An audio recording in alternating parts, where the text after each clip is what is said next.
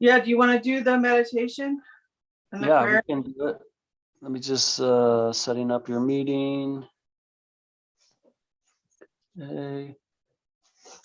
Yeah, do you want to do the meditation and the Yeah, prayer? we can do it.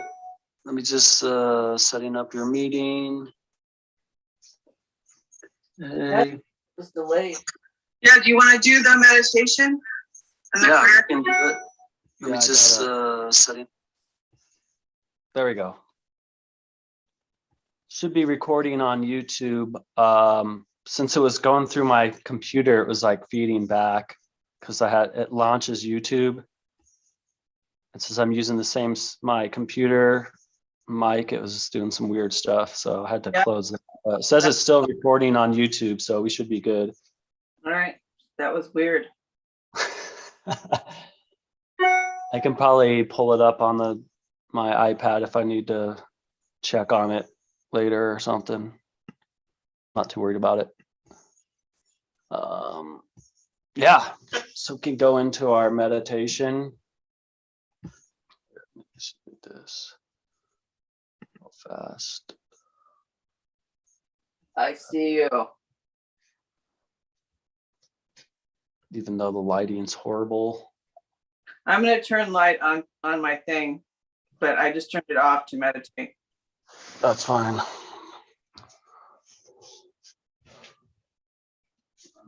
See here, just get in a good spot to meditate. It's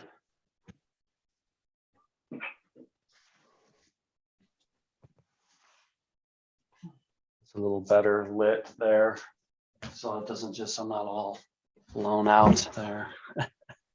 That's bad here. All right. So yeah, we're gonna go ahead and start our meditation here. Just gonna close our eyes and just relax, start taking some deep breaths.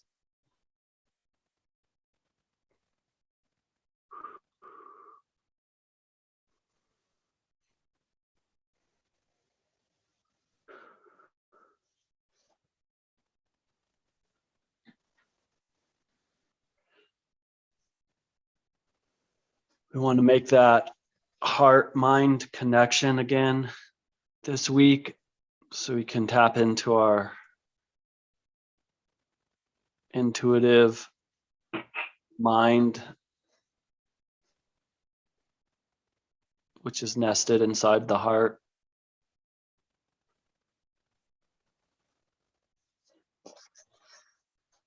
Sometimes it might be helpful to like rub your chest above where your heart is, just to kind of get that physical feeling.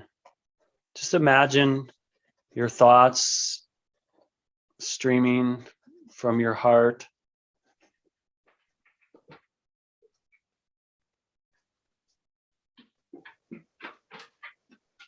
As you breathe 5 or 6 seconds in, 5 or 6 seconds out.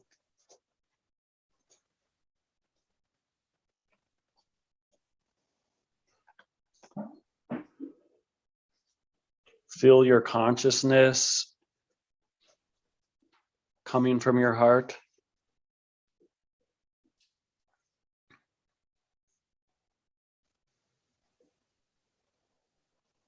Now start thinking of thoughts of compassion, thoughts of gratitude. Try to go back in time to a situation where you maybe felt an extreme, overwhelming feeling of compassion or love. Try to relive that emotion.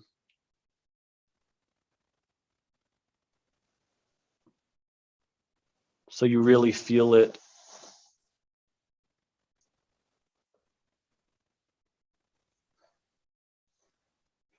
Hold that emotion in your heart.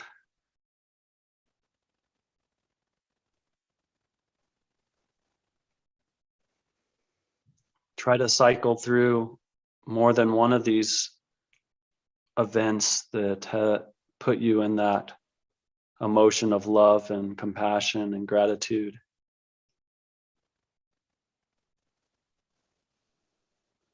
This will help reinforce that heart-mind connection.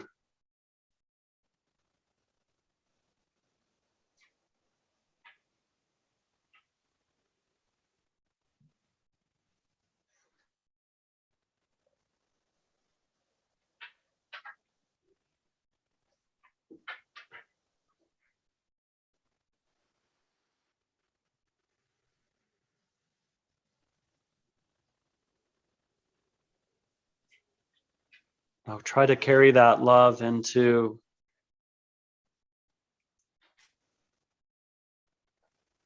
future situations you might find yourself in.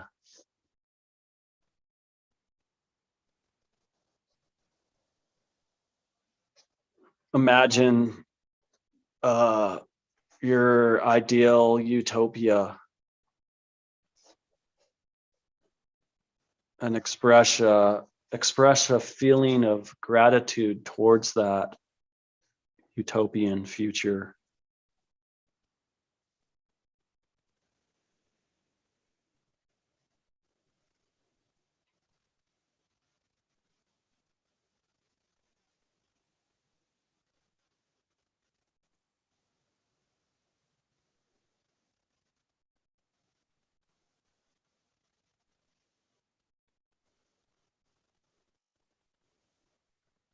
Now we ask guidance from the ultimate creator of the universe on intuitive things or messages. We ask for messages that may help us obtain this ideal utopian future. So we ask for that.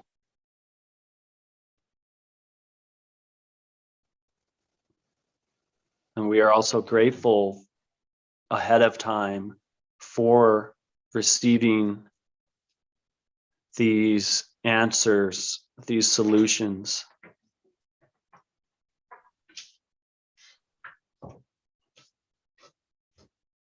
May we translate those into artwork that can help others see this vision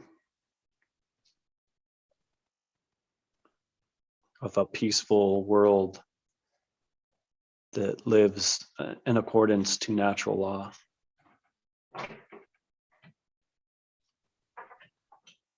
With that, we can start coming out and back into the present here. And today we have an interesting topic. I think it's a good place to start too, is teachability, and whether or not someone's teachable or not teachable. And we're going to kind of dissect this fairly in depth and kind of go over some of the different nuances regarding that. I'm going to attempt to do a painting that's representative of teachability, or a person that has a high level of, I guess it could be learnability too, whether a person can take in new information and learn from it that comes from another source, be it a teacher. We have information coming from a lot of different sources, and that can affect our what we believe, what we don't believe. So we're going to kind of look at that. We're going to put that under a microscope today. Joanna and I are also, a little disclaimer here, we didn't necessarily come up with this information, there's nothing new under the sun.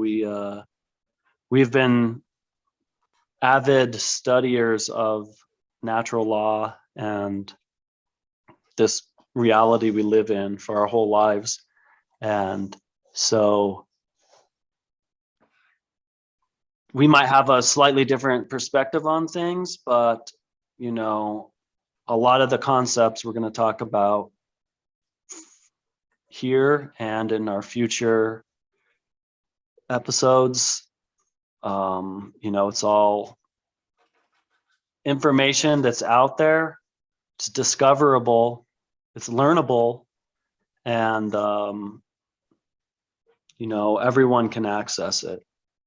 It's some of it's not always in plain sight, but it's still accessible. So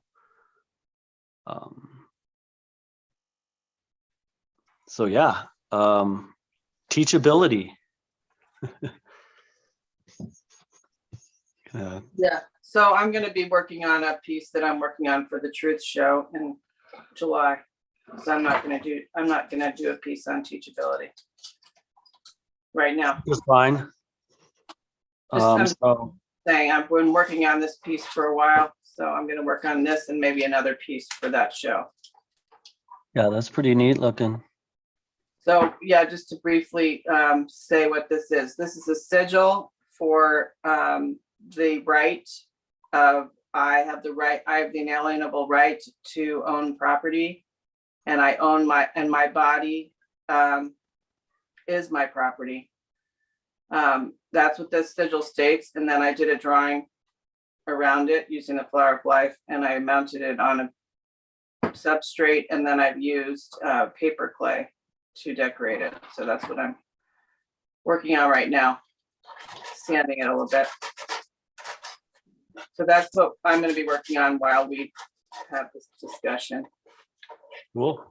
I think I forgot to spotlight my camera when I was leading us through that meditation. That's all right. Can't remember everything. No. Doing it live. What was your camera on? Huh? What was your camera on during the meditation? Just my canvas, I think.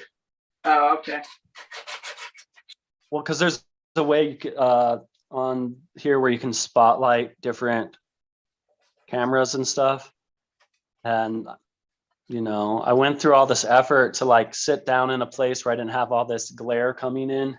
And then I forgot to spotlight the things. I'm not sure it actually,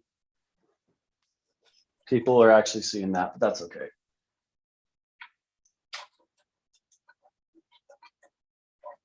We'll work it out. Yeah, it doesn't matter. They didn't really need to see, because you're supposed to be closing your eyes and meditating anyway, so. Exactly. Exactly. Which I found is a good way to actually get in a state where you can be a little more creative. You can, you know, I'd like to, you know, comment too that the meditation doesn't stop when we come out of that, you know, closed eyes state. You know, it kind of continues on while we're doing our artwork. Exactly. Well, because that's the best state to be in to learn. And when I'm doing artwork, I am actually receiving information from the universe. For sure. Be open to it. Definitely. Some people would say I'm receiving it from my subconscious, but I don't know. There's no way to know where it's actually coming from. Yeah. Well, I mean, if everything is one, like, you know, a lot of things are pointing towards, and then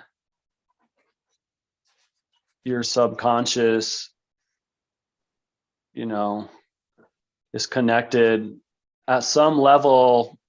You're connected to source, you know. And that's where, you know, you can get some of this information does come from within.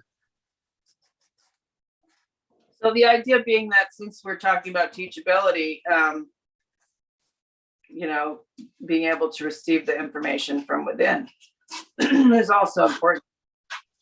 Very important, yes.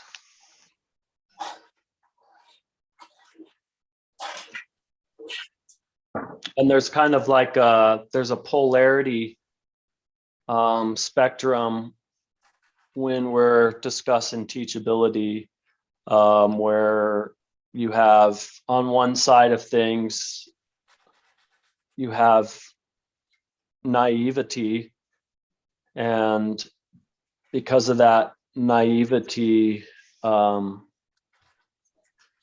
that's what actually allows you to be open-minded. If you have a sense of naivety. And then there's on the other side of the perspective would be like rigid skepticism, and that would be like, I'm not letting any information in because I am skeptical of all information that comes from outside. And that can actually come from arrogance too, being arrogant, thinking you know everything. So do you think that that's what it means in the Bible where it says the meek shall inherit the earth? You think the teachable shall inherit the earth? Sure. I mean, I think that that's what it actually means, because I mean, I think that, it's been, that word has changed in meaning since it was written, that thing was written. But I think what it actually means is that to be open-minded, and willing people shall inherit the earth. The arrogant, contempt prior to investigation people might be those who go along with the status quo. For sure. Well, they're not accepting any new information in, or this is another thing that has to do with teachability, which I think is weird because a lot of this is actually just perceived, and that would be credibility, and like some people are like skeptical, so they're like, whoa, that doesn't come from a credible source. Well, how do you know what a credible source is? Well, that's what's really important. Like, I mean, so how do you know what a credible source is? Yeah, I mean, I think it comes from taking your time to do your own research on whatever the subject might be, but also to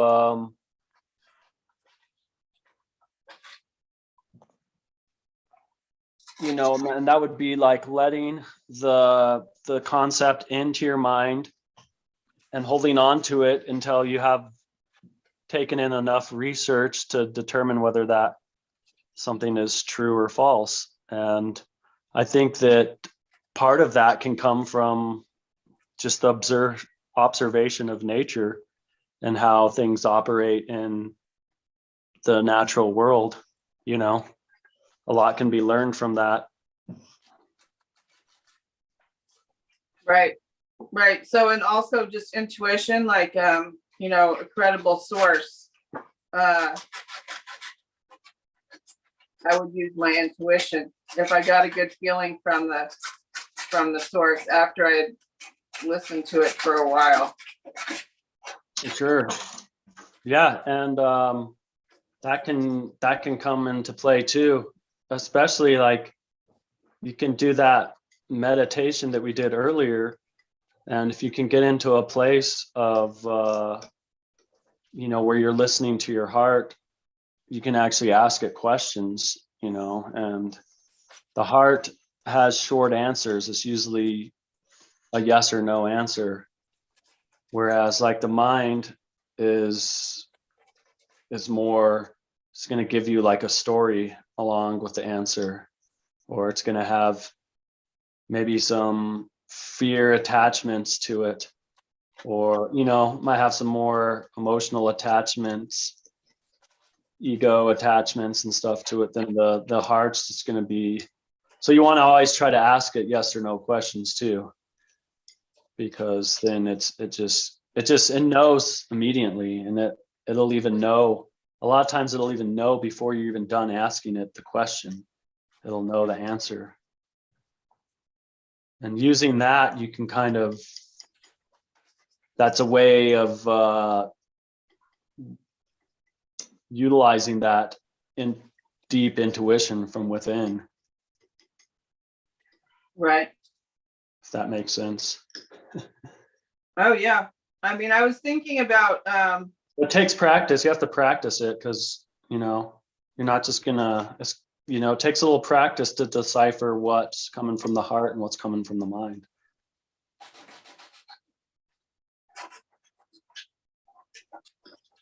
yeah, I have a pretty nasty example I could share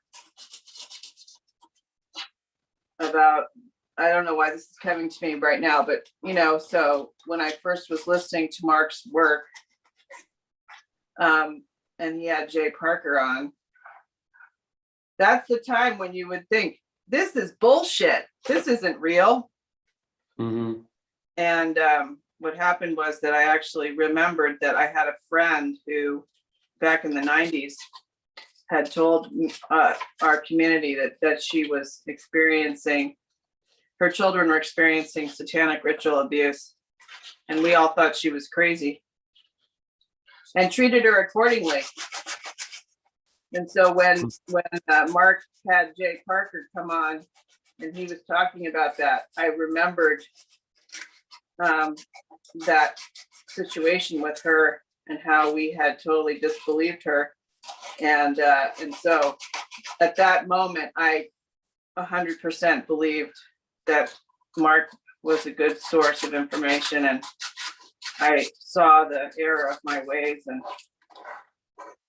became much more open-minded to everything he was talking about. So that was my own, I know it's a horrible subject, but I think that part of my intuition, as far as Mark's content, was just the way that I had already been thinking of some of that stuff in my mind, as far as like the concepts of natural law and do unto others as you would like to be done unto, kind of thing, and just like I think just his emotion and passion towards the subject, it was just like, there's no way that can't be good information, right. Plus I went out, I've researched other content creators, and I found lots and lots of correlations, between what these other researchers were talking about and what he was talking about, or even just like even religious text and stuff that totally correlate in with what he's teaching, Right. And so I was like, and so that is a way of finding the truth in things, is getting that aggregate array of discovering the same information in different areas, and that's kind of like when science talks about, well, if you have something that you've discovered, but it's not easily repeatable by others, then maybe what you discovered isn't really, a breakthrough, or maybe it's not really a discovery because it's not repeatable. Right. And so, but like,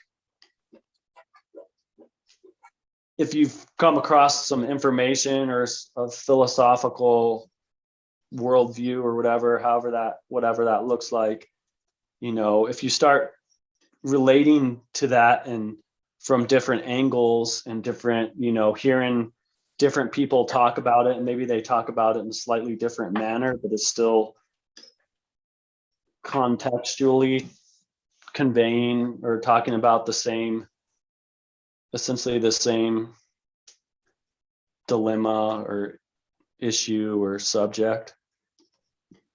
Just finding like the love correlation in a lot of the world religions, and how deep down into the religion is really about just like love and acceptance of others and stuff. And so, but most people get caught up in the dogmatic, ritual side of things, which sometimes are kind of against the actual teachings Yeah. at root level, Yeah. which is weird. I just find that weird.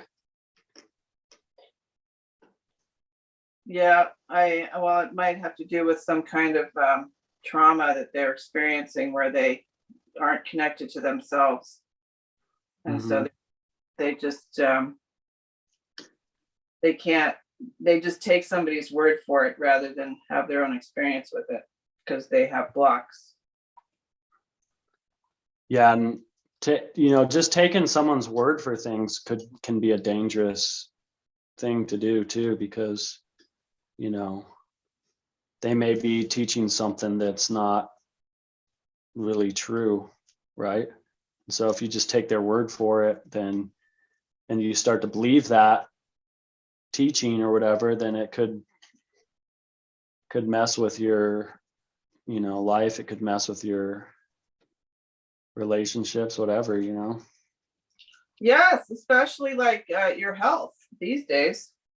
Definitely could affect your health for sure. Like if you listen to somebody else and they tell you that you have to take some kind of jab into your body that has no basis in actually really helping you, then you're fucked, man.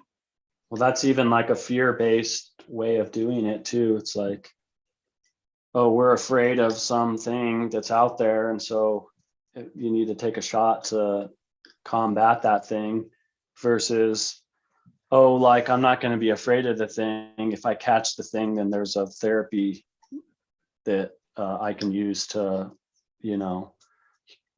heal myself from that, which is that's more of like a love-based approach, Yeah, or just believing that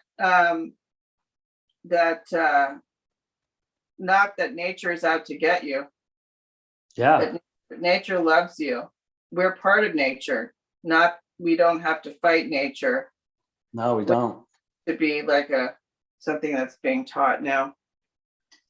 But yeah, so just to balance. What? It's a balance of because nature can provide us a great deal of abundance and convenience if we work with it correctly. If we don't work with it correctly, it's gonna bring us hardship and headaches. Yeah, exactly. Right. Exactly. But yeah, so that's, just because someone, here, I guess the thing to think about, in terms of being teachable, is you have to decide who you're going to listen to or what you're going to listen to. And like you just said, if you can find it in multiple sources, that's pretty good. But the mainstream, the other thing about being teachable is that you have to look at the agenda. Like you have to figure out who's paying for it, who's paying for the information. For sure. No, you're right about that. A lot of the information, if there's a big benefit to one corporation or whatever, then it might not be true. It could be a total lie. It could be a lie by omission, really.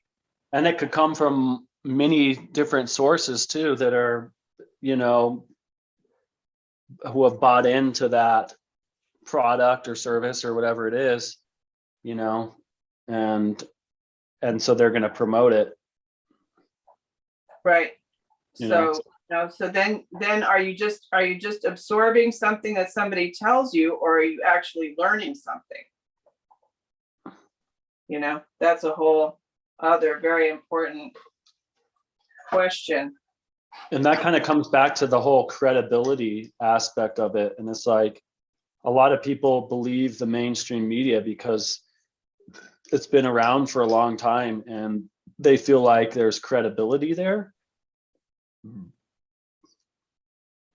which in some cases maybe there is, but in some cases there definitely isn't, and it has to be looked at a case by case basis. But there's a lot of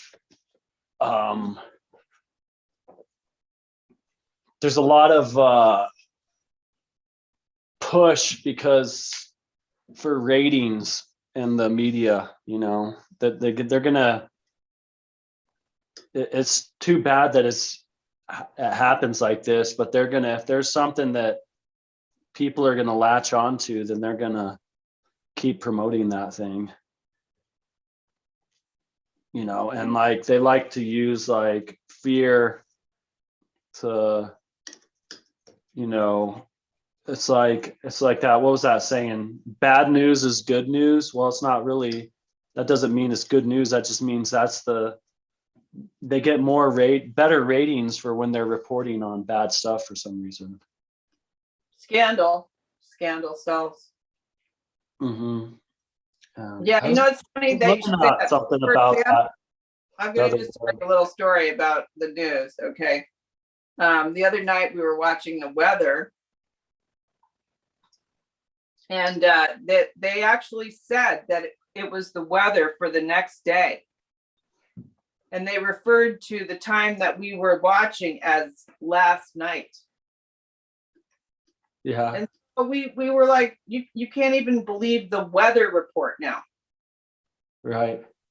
So therefore, because of as above, so below, as within, so without, if they're lying about the weather, they're lying about everything on the news. And so therefore, I can't really learn anything from the news. Definitely. No. Personally, because you know what you can get from the news? No. The fear to leave your house. That's right. Right, exactly. Yeah, you can get from the news, like, oh my God, people are shooting each other. Oh my God, there's invisible critters that I could get sick and die. Oh my God, Oh yeah, I heard about not safe to let your children walk on the street. Right. Exactly. Yeah. So that's not a credible source anymore. The news, the mainstream media is not a credible source to learn from. And then the other thing we have to look at, though, is that these days, in a way, you have to teach yourself how to learn, because you didn't learn that in school. You did not learn how to learn in school. Right. You learned how to do what you were told. So if you want to learn, you're going to have to learn some new techniques on how to learn, like asking questions. Finding answers. Yeah, definitely. That's a big, ask questions. You can't just ask any question either. You have to ask questions that are going to take you towards the answer you're looking for. And it can't be the answer. Like you can't be right. Trying to find the answer you're looking for. You can always find that. But you want to find the truth. Right. So how to do that, how to do that when we've been, so let's say, right now that, everybody says, if you ask them a question, they say, oh, I'll Google it, right? Right. There's an uncredible source for you right there. Well, we now know with what's happened over the last few years that Google is censoring in the United States. So I don't think that was as obvious probably like 3 years ago as it is now, but you know, with what's happened and everything. But that doesn't, you know, make it any less true that that's not a reliable source necessarily. Right. And the algorithm scam where it hides information from you if it deduces from your searches that it doesn't want to show you anything new. It wants to just give you back what you always have gotten. So it's not a credible source because it's not giving you all the information that you could get in order to make a decision. Yeah, or it's like trying to sell you stuff that's related to the subject matter you're, you know. Right. Like you're like, oh, I want to watch like some rally cross racing or something, right? And so you pull that up and all of a sudden you have like, you know, like Toyota, you know, ads popping up in your feed and you know, like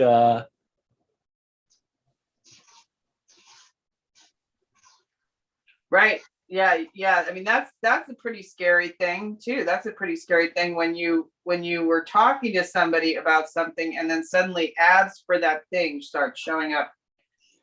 Yeah, like you commented to someone on Facebook about something and all of a sudden like ads start popping up like, oh, GoPro. Like you said, Yeah. you're going to do a Zoom webinar. Here's the latest GoPro that's compatible with Zoom. Right? You know? Yeah. Yeah. That's pretty. I mean, so is that a credible source then? No. I mean, like, how could it be? How could it be a neutral source if it's trying to sell you something and tracking you, stuff like that? So, I mean, these are our new problems. I mean, but like critical thinking, most people don't know how to use critical thinking skills. And I mean, on that bell curve that you were looking at, you know, I mean, to be teachable, you have to have a combination of some skepticism and some naivete. Yes. You know, and you can't just believe everything somebody says. You have to go up, you have to go do your homework and look into it.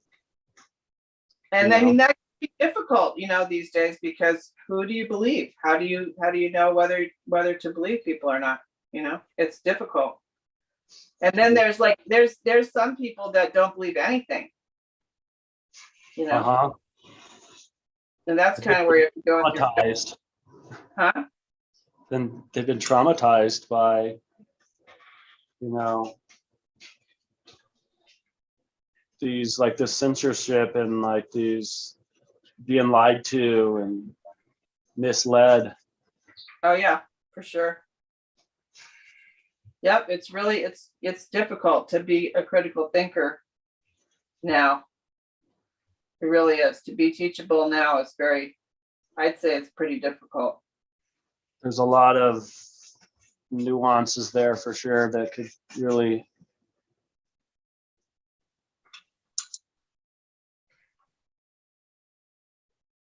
I mean, just the way that like, I don't know about anybody else, but I have the patience of a flea, you know, at this point. I have to really work hard to be patient.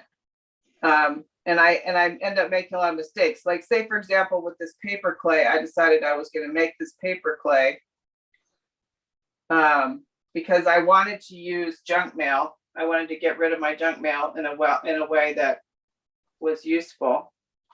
And I found these recipes online, but I didn't really follow them.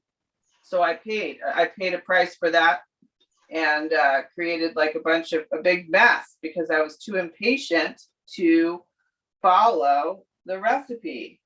I wanted to do it my way, which is pretty normal for me. And so then I ended up having to do it a few times in order to find the thing that I wanted to. But that's kind of, that could be just me teaching myself, because I don't actually want to follow somebody else's recipe. I couldn't find any recipe that used junk mail. All I found was people using toilet paper, and I didn't want to use toilet paper because I feel like it's, I'm stealing trees' lives when I do that. The junk mail is already there. For sure. It's like, why buy toilet paper to make a bunch of mush with when you have a bunch of junk mail paper coming in? They already purchased the paper and wasted the trees. Now you're recycling it and turning it into some artwork. Yeah, exactly. So I didn't want to use, but I understood why they use paper. That the reason they use the toilet paper was because it creates a very smooth finish. So I had to figure that out, so how did I do that? I basically prayed about it while I was doing it, asked for intuitive thought, and followed my intuitive thought that I got, and I eventually figured it out.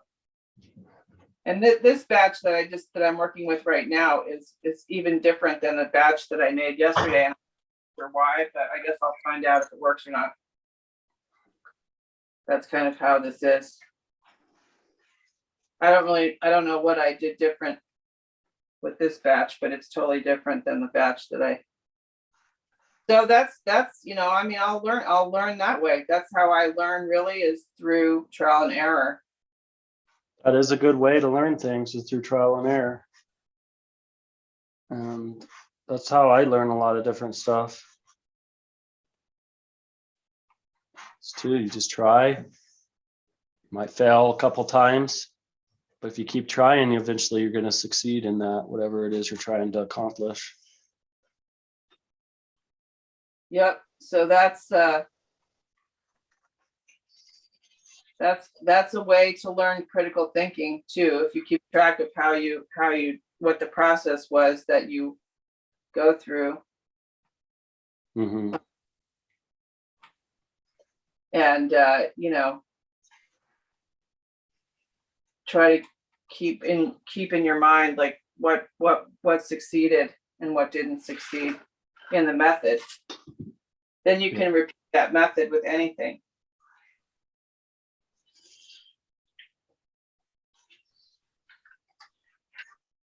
So, like, for example, I hate sanding. So that's why I was sanding while we're doing this, because I don't think I would have the patience to sand if I wasn't on a podcast right now. Right. If I was here by myself, there's no way I would do it. But sanding is a really good technique to get things smooth. So for sure. But that's just, but these are things I've learned. I've learned this about myself. What can I do to make my learning and my execution of these new ideas easier for myself, For sure. So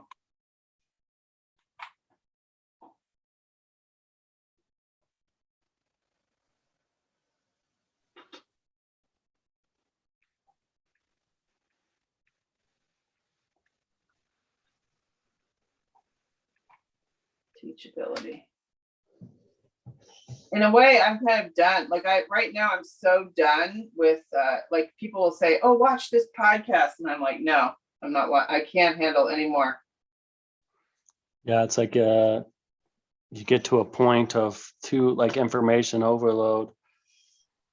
Yep, there's too much. I can't take it anymore. But there's a lot of people out there who are being awakened now, and they're soaking it up, I guess. Yeah. But my goal when I studied natural law with Mark, my goal was to learn the basics so that I wouldn't have to constantly watch every new thing that came down the pipe. I wanted to be able to understand what was going on so that I could save myself hours of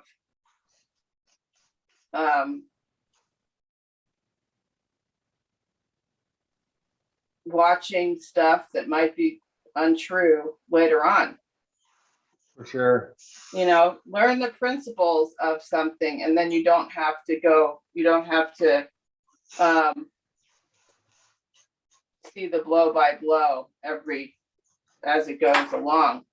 Like once you know certain things, the basic principles of how things are, then you basically know if something's true. And then that's when you take it into, that's when you become the teacher. You know, help others come to that same realization that you came to, because it's important for others to have that realization. Yeah, I guess so. I guess that's probably true. I think it helps when you embrace natural law too. It helps you kind of understand stuff too, like even in the news or wherever, where you're just like, what? Like that has no basis in natural law. So there's got to be something fishy going on there, you know? Well, take for example, the latest thing that I saw was that that island in the middle of near New Zealand that supposedly there was a volcano Okay. erupted, Tonga. Okay. You hear this? The thing No. about Tonga, though, was that the people who lived on that island did not have supposedly the woohoo flu. So that was the first thing that made me think that it was a psyop, was because what they really did was they wanted to evacuate the people off that island and make sure that they all got jabbed, and then take over that piece of land for themselves. But most people truly believed that was a real volcano, and I didn't believe it. I mean, I saw that it was probably a bomb. Mm-hmm. And so things like that, like whenever I hear about natural disasters and stuff like that now, because I understand the Hegelian dialectic, Mm-hmm. I never 100% believe what I hear, and then I try to look at all sides of the situation and see who is going to benefit from this supposed natural disaster. For and sure. Then I make a decision based on that, you know. Mm-hmm. So I don't buy into it. I don't think there's most of these natural disasters are not, they're not, as it turns out. I don't think, because they serve a purpose and benefit the agenda, apparently.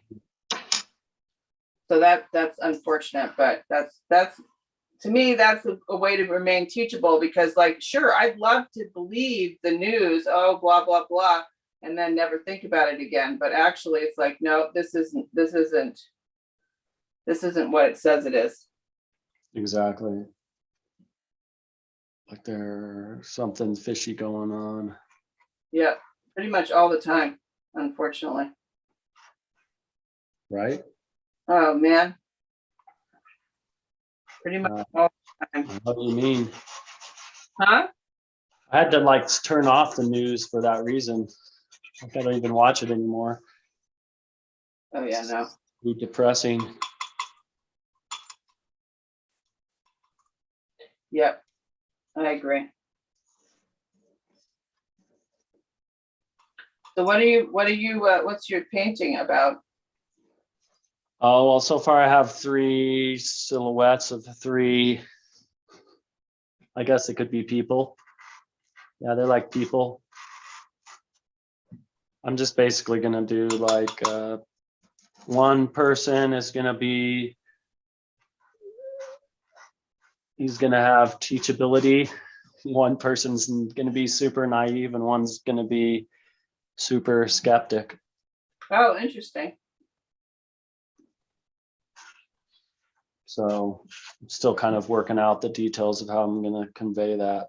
I might just have to physically write words in there inside their heads.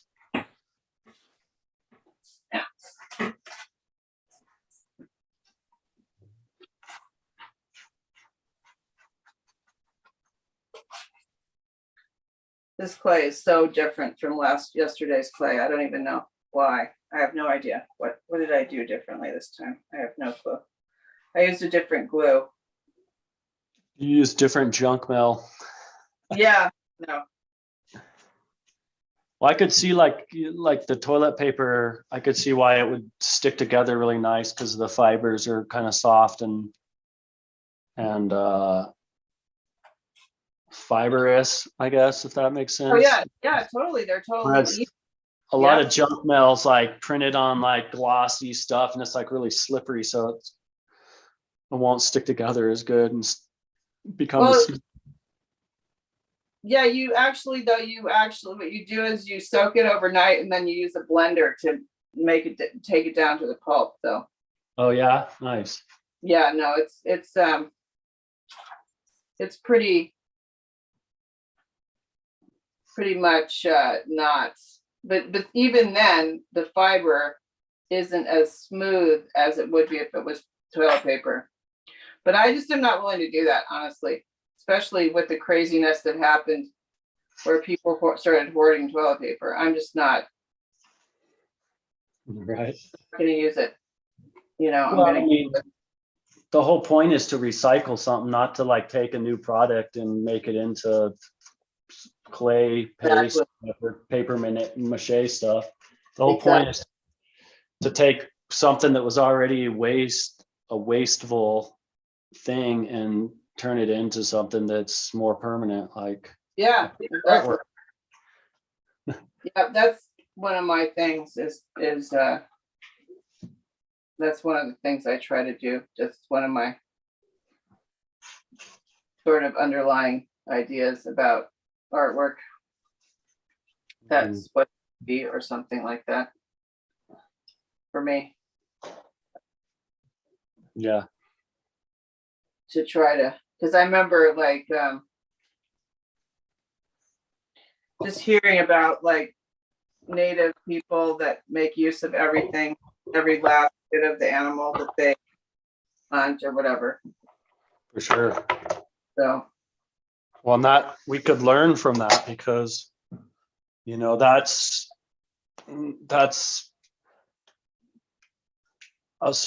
they're taking a certain kind of reverence towards that creature when they do that, because they're like, oh, this is a creature from nature. If we're gonna, they're taking a reverence towards life when they do that too, because they're like, if we're gonna take this creature's life to sustain our bodies, then we got to treat that with reverence, and respect, and utilize every bit of that in order to really not take it for granted, the exactly. sacredness of that creature that you use to help sustain your body, Exactly. That's exactly how I feel about it, honestly. Because I don't have that idea. I don't I think this is a thing about teachability too. Like, I think that one of the things we were told is that human beings have dominion over all animals. That is an idea that was told to us, I think, somehow.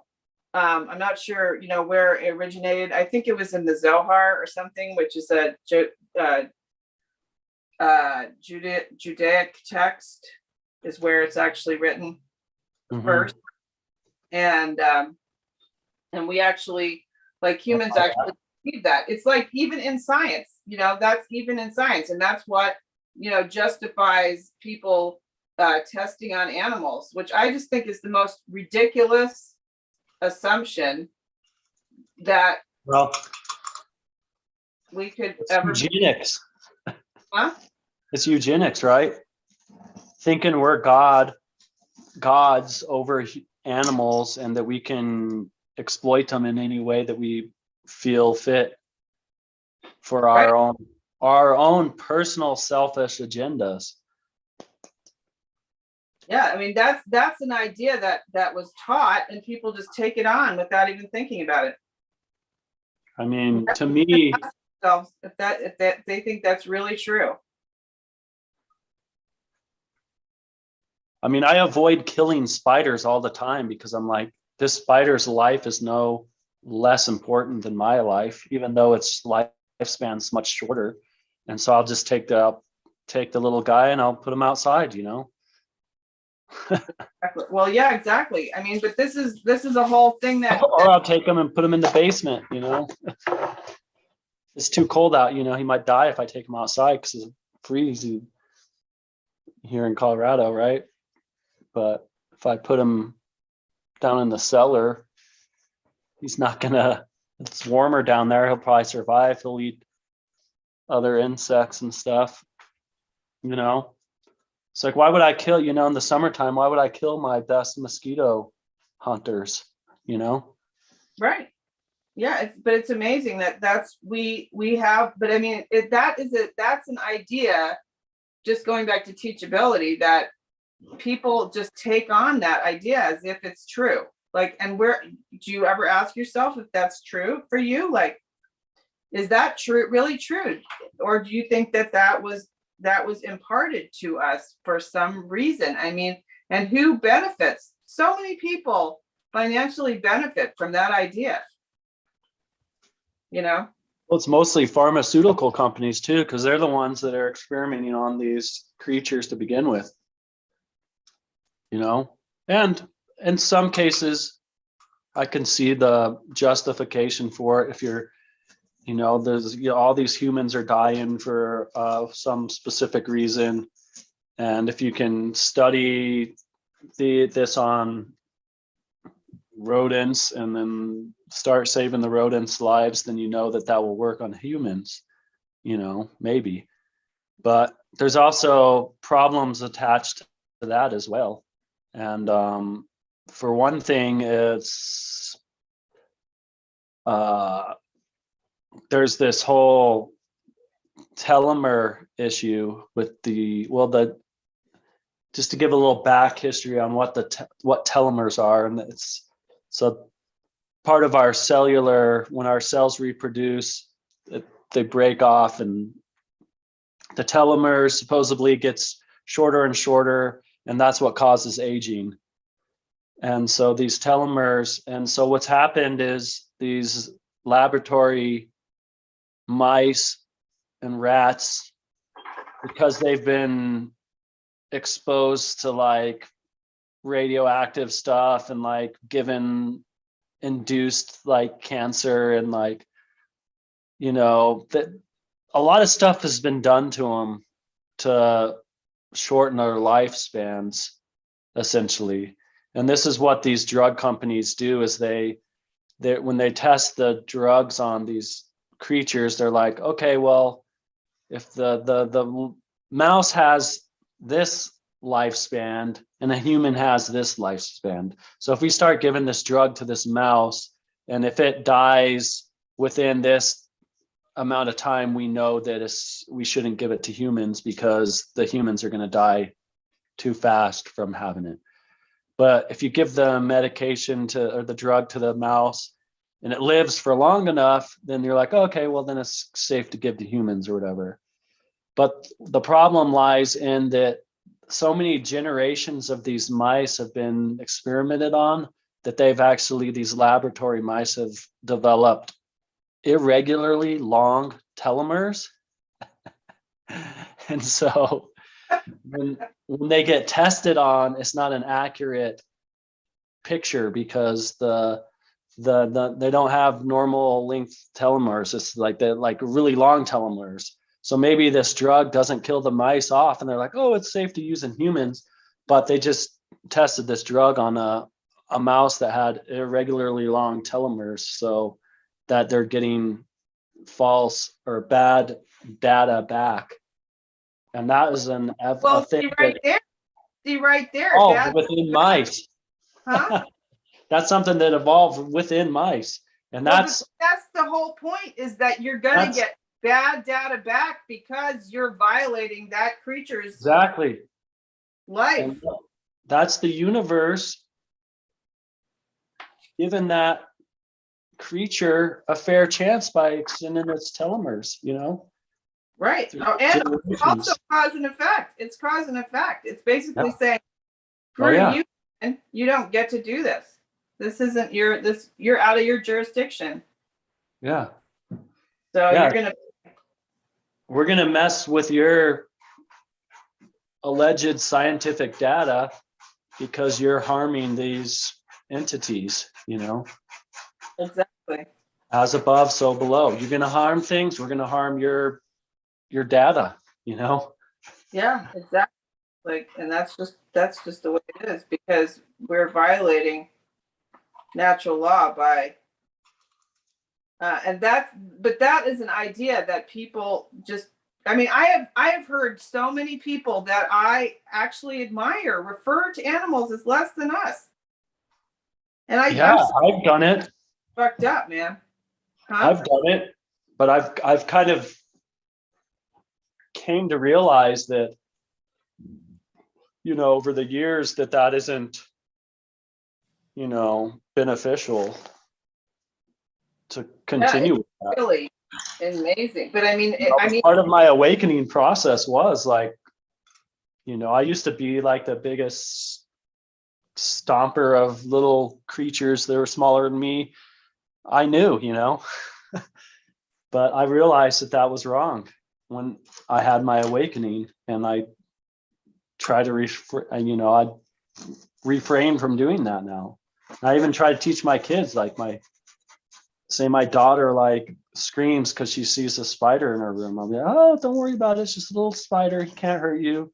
Let's get like a cup that we can, and a piece of paper, and we can scoop him in there and, you know, put him somewhere where he's not going to bother you, you know.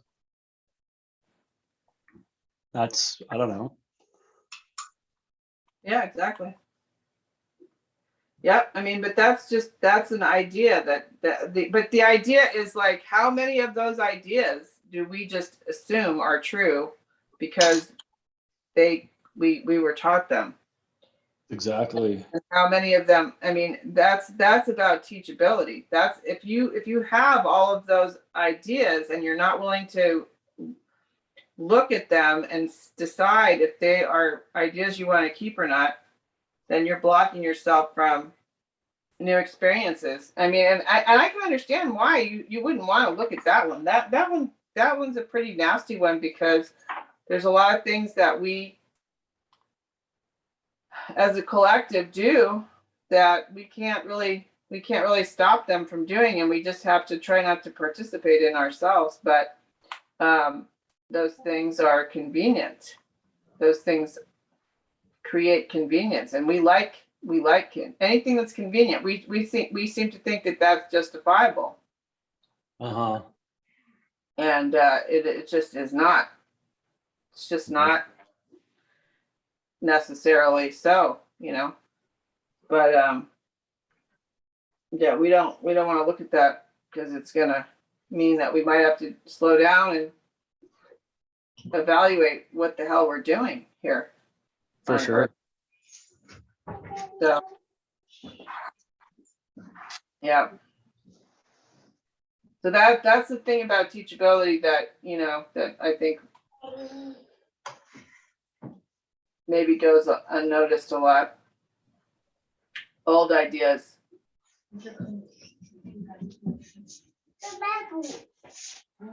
For sure.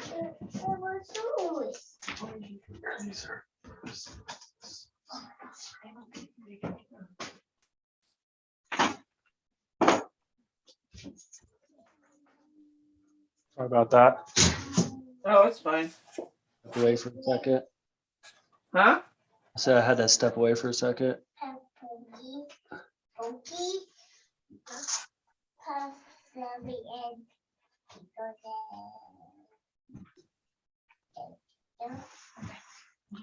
Why did they throw Moving along forward with this. What? Okay.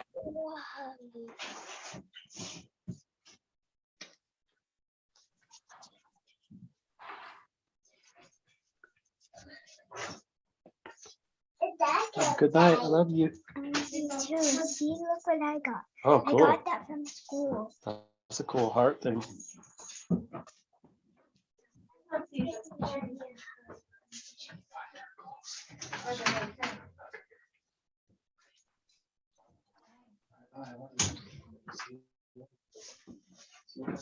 Do you guys actually having a house Yeah. right now? Uh-huh. Oh, okay. That's fine. Joanna just didn't drive up Are this you time. aiming She's 3 from home. kids? 3 people. They look One like children. one is teachable, 2 aren't teachable.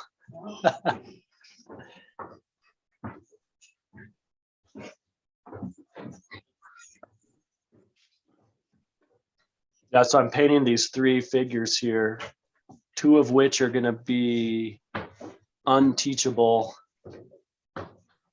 and 1 of which is going to be teachable. And you could actually make a meme out of that in the end. Sure. There's some meme I was going to bring up earlier. I can't remember the context of it right now. That's okay. Had to do with something you were talking about. Well, that's another old idea that we have, is that memes have to be made out of images that already exist in the culture, whereas really we could be making our own original memes. For sure. Exactly.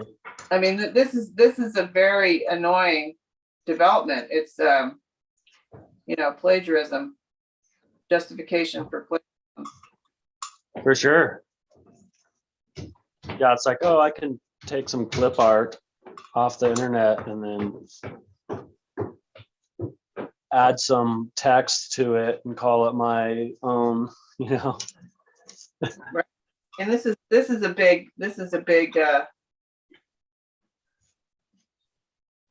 there's a lot of things going on now that with regards to teachability that are incorrect, very incorrect. And I think they are satanic ideologies in that the dark occult wants us to violate natural law by stealing other people's ideas and images, and then we will face the repercussion of that ourselves and never know what we did wrong, and it just becomes normalized, and when it's just plain wrong to do.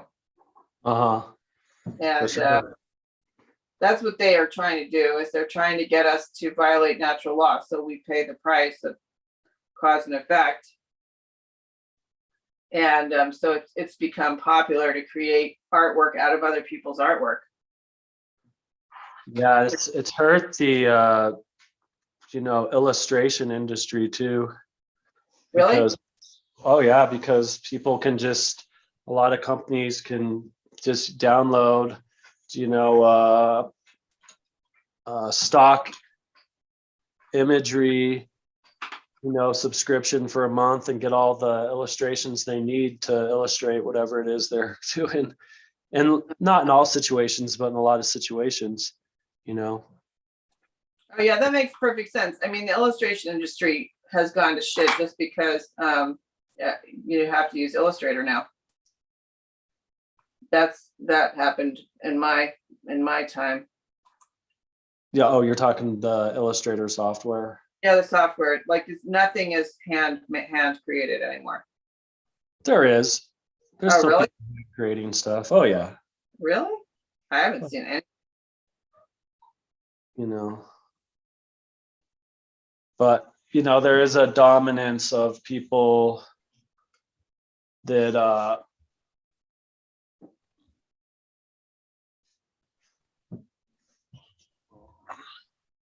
that aren't that are just creating digitally, you know. Right. And the thing that's silly about some of that too is like I found that a lot of the like digital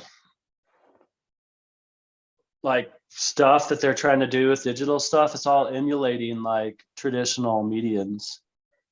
It's like, ooh, try out the new watercolor brush.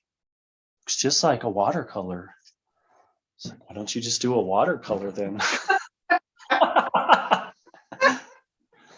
Yeah. You Yeah, know what I it's mean? too long. Sorry. Takes too long to learn. Oh, you can't do Control Z. Yeah, I can't do Control Z. That's another thing. That's a drag. I agree, but still, I mean, that creates happy accidents, which are where a lot of the creativity comes out of. Is when you screw up and you have to fix it. Mm-hmm. That's when you get new stuff. For sure. But I don't know. These days things are like, I don't know if where people are at with that like anymore, honestly.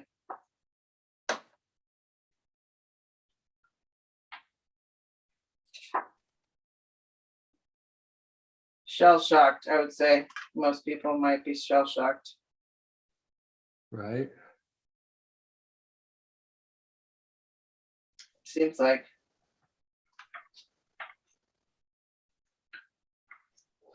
Yeah, I know what you mean. So like another thing about teachability is like if you've been traumatized, it's going to be very difficult to learn anything new. Because your whole perspective might be screwed up.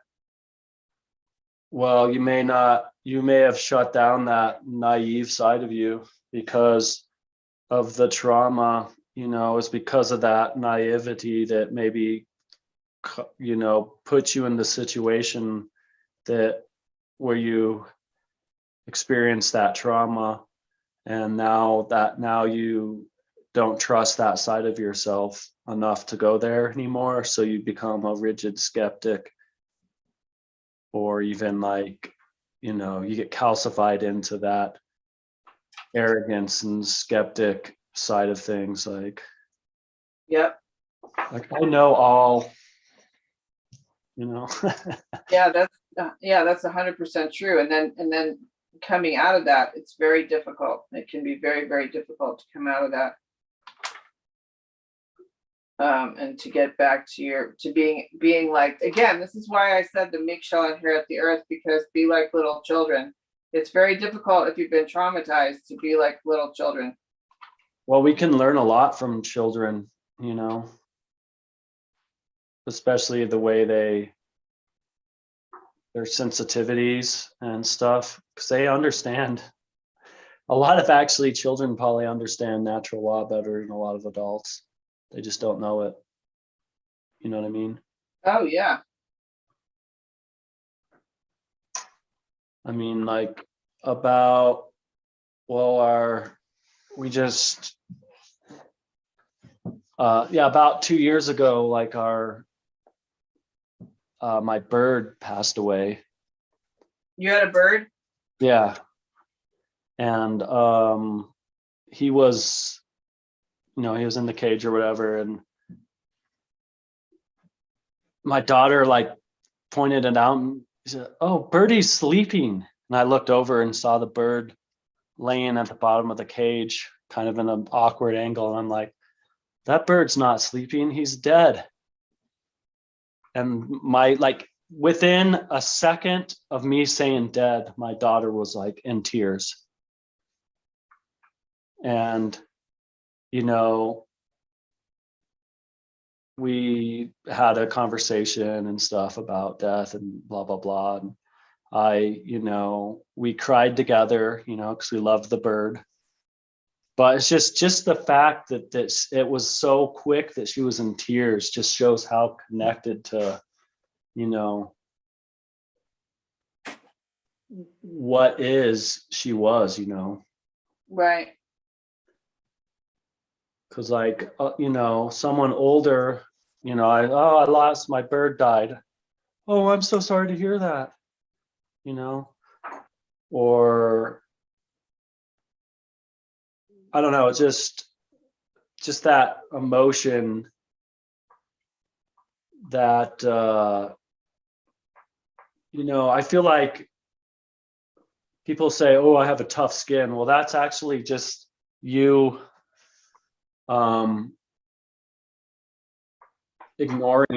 being good at ignoring your emotions, Exactly. you know, or suppressing them. You know, it's like, and I found that happened to me, you know, just because, you know, I was a sensitive kid, you know, or whatever, and well, you always so, you know, you keep hearing from your parents or your people, older people, like, why are you always so sensitive about things? And da, da, da. It's like, well, I think we're supposed to be that sensitive about things. And that it's kind of against, you know, in nature in some ways to suppress that out of people. And Exactly. Oh, yeah, because as basically, above, so below. If you suppress it in one area, you're going to lose it in every other area. You can't be sensitive in one and not be sensitive all the time. yeah, and it's like, And that's you know, they want you to not be sensitive so that you can violate natural law others' rights and cause harm to other people without caring about it. about it. Yeah, exactly. And that's exactly one of the things that's been happening, I think. Yeah, I mean, can you imagine how much trash is in the landfill now with the masks and shit? Oh my God, I can't even imagine. I mean, oh my God. Yeah. But nobody even thinks about it. Well, Nobody, look at it this way. Here's a product that no one used to have in their homes, right? yeah. Yep, Now everyone has them in their homes. yep, it's amazing. The population of this planet, a couple, you know, 7 billion or whatever. Let's say now, if you look at the money that was made off of those, you know, when you look at it that way, that's a lot of money that was made off of just introducing that new product that people had to buy because it was a forced mandate, you know? Right. I mean, look at teachability right there because it doesn't even fucking work. It says it right on the package that it doesn't work, and yet through That's a complete fallacy from the beginning too. huh? Because like, well, in the beginning, they're like, don't touch your face. And then they're like, everyone wear masks. And then I had a dinner, you know, when they started, you know, letting people go out to restaurants again. And the poor waiter had this mask on. It must have been uncomfortable, or maybe he had just like a nervous tick or something. But literally in the time that we ordered our drinks, he had touched his mask and face 8 times. 8 times within like a 2-minute period, you know? And it's like, I don't know. You know, to me, that is spreading, if there's even anything to spread, that's spreading things faster than having a mask on, you know, because he's touching that thing a bunch and then he's touching people's plates and, you know, cups and stuff. I don't know. Yeah, dude, you got it. You got it. But see, that's teachability, but that's groupthink. See, there's a difference between groupthink and being teachable. A huge difference. You know? And a lot, maybe I just think I don't think people, you know, realize that. Mhm. Absolutely absurd, this whole. And that's another thing about teachability, like that's so interesting. It's like, you know, even if you have logical facts to back up your argument, if it doesn't go along with groupthink, you're just ignored. Exactly. Yeah. What are you actually learning? What is how are, I mean, that's throwing out everything we said in the beginning of how to learn out the window. Yeah. Reason and Well, I think that because if I don't think that, then my peers are going to judge me. I'm going to be judged because of I'm thinking a different way than what the accepted norm is, you know? right. And that's a whole other thing about teachability. Like, you know, you have to, if you're going to learn, if you want to learn, actually learn stuff and be teachable, you also have to gain the courage to be able to stand up for what you learn, because it may not be, it may not be accepted. We really learned that one. This one is so, it's so big right now. This this idea, it's amazing. Like, it doesn't matter. Like I could be logical with my family and try to talk to them about stuff. It wouldn't make any difference, because it's not coming from, you know, whoever the source of the supposed Mr. whoever the credible source is that They they come from CNN. What? Didn't come from CNN. Right. Or You know? from, you know, Fauci, Right? wherever the hell he is. Like, really, who is that guy? Where did he come from? What makes him like know everything suddenly? It's weird. Very, Mhm. very interesting. So that's another thing about teachability, is that if you really want to learn stuff, probable that you're going to learn stuff that is going to be the opposite of what most people think, how most people think and act. And even if you become really good at logic or at questioning, like Socratic questioning or whatever, Right. as the farthest that you can take people is to their own cognitive dissonance. It's true. That's, you can't really show people much of anything logical anymore and have it carry weight. The only thing you can do is take them to their cognitive dissonance, meaning that through questioning, you can get them to express an illogical answer that they may hear. They may not too. They may not allow that in. So that's amazing. That's an amazing thing, which means, like, put somebody who uses that kind of learning out in the woods. Let's say, for example, we had a situation where suddenly the dollar is valueless and we have to figure out how we're going to survive. You take somebody who doesn't know how to learn, but just only listens to groupthink, and put them out there.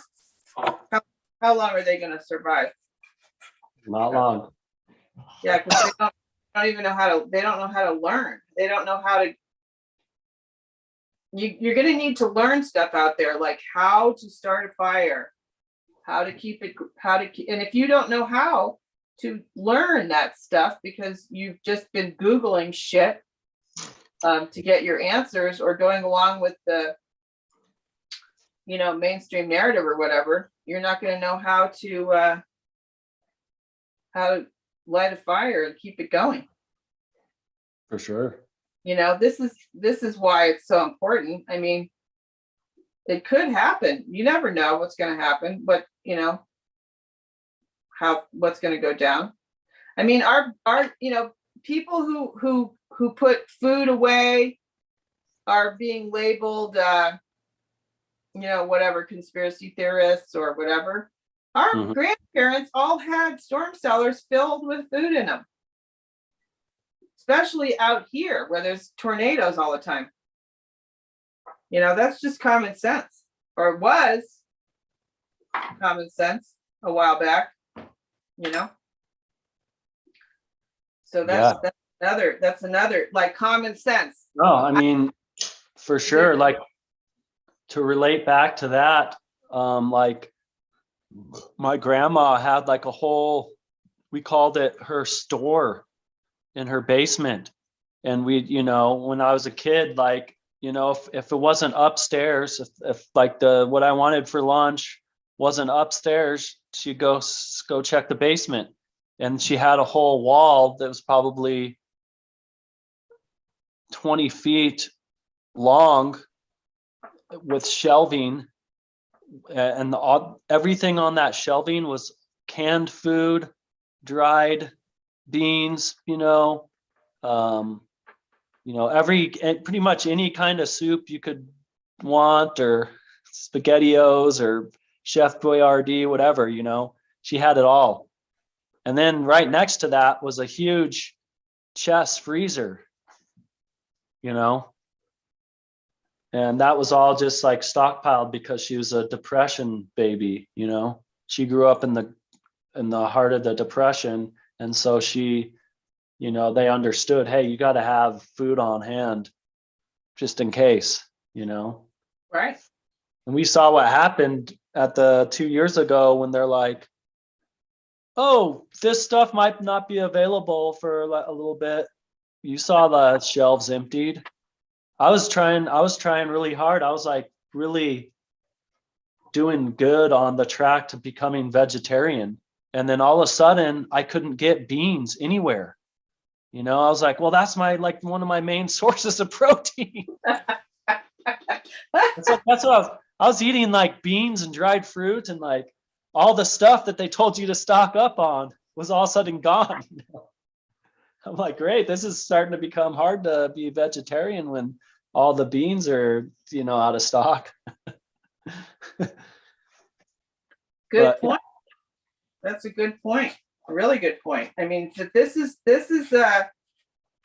we've learned that in our society, we've learned that you can just run out to the store and get something if you need it, which is a total lie. Now you're seeing that.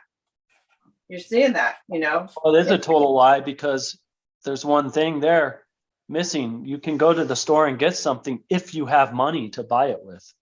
And at some point it might be if you're going along with what society wants you to do, like get jabbed or whatever. Yeah, and which, would be like, we'd definitely be living in the 1984 by George But it could happen. I mean, Yeah. It could happen. Which is why, we're doing Which a good is- job in Longmont. And which there's is the problem. Huh? Oh, go ahead. Sorry. Yeah, I mean, teachability, we're like, working on creating a food co-op, getting to know our farmers and stuff, Yeah, and which is not something you learn in society. You do not learn where your food comes from, or this is another thing. Oh, the food comes from the grocery store. Yeah, right. That's a whole other nightmare, which I don't really want to go down that road, I think. right. But yeah, I mean, these are things like, if you're going to become teachable, you have to have an open mind and be willing to learn like some unpleasant truths about how our society runs. No, for sure. But yeah, you always have to keep that naive skepticism, like, I'm naive enough to let the notion in my mind, but I'm skeptical enough to go do my own due diligence and research, or maybe even experimentation if that's what it takes. Exactly. Because you brought up that point of trial and error, which, what is that? Trial and error is just experimentation, at its root, term or whatever. Exactly. And nowadays, like, we have a product for everything nowadays, so that you don't have to practice trial and error. Yeah. Where creativity comes in is from trial and error. Well, yeah, because you try something and then you have an error and you're like, well, that didn't work. And so you have to like sit there and think about it for a minute creatively and be like, well, maybe if I try it like this instead, it'll work. And maybe it does, maybe it doesn't. And you keep, it's like a feedback loop happening there, you know? Exactly. Yep, exactly.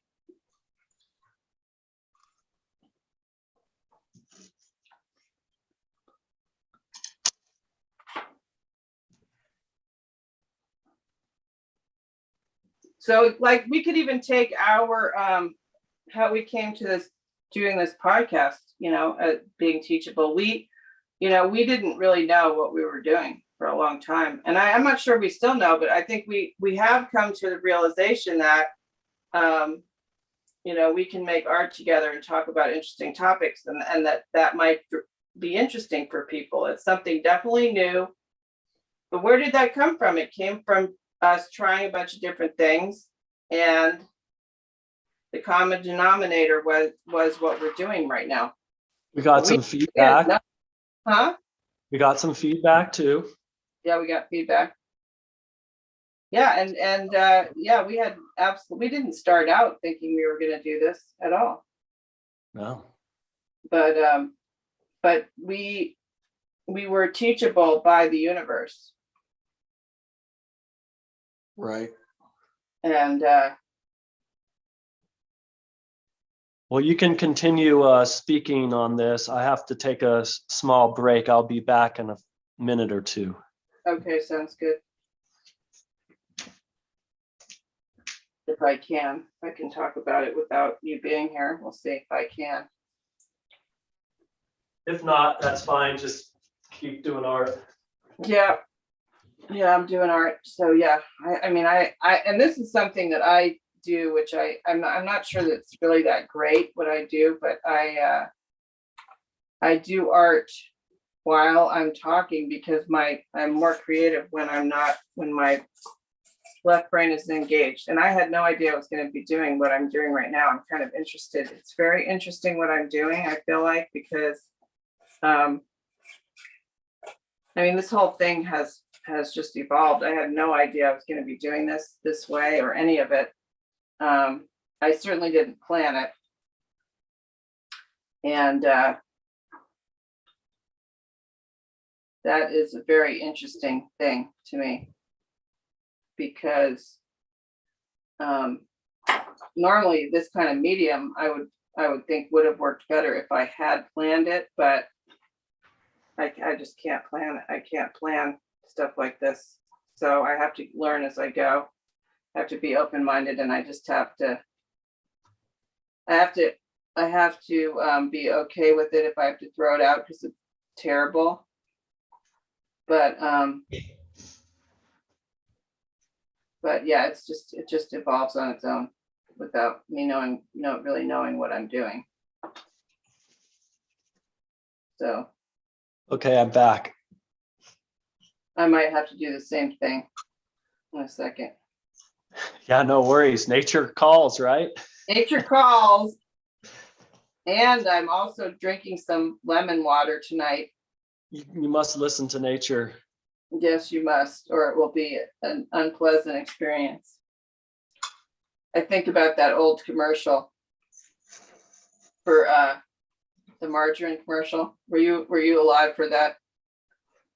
It's not ringing a bell, but that doesn't necessarily mean I didn't see it. Well, it was like for this margarine, and it was like, you can't fool Mother Nature. Oh my God, it was so funny. It was a hilarious commercial. I can't remember what brand of margarine it was, but That's hilarious. it had like this famous actress in it who was from my time. Okay, It was really funny. that's hilarious. It's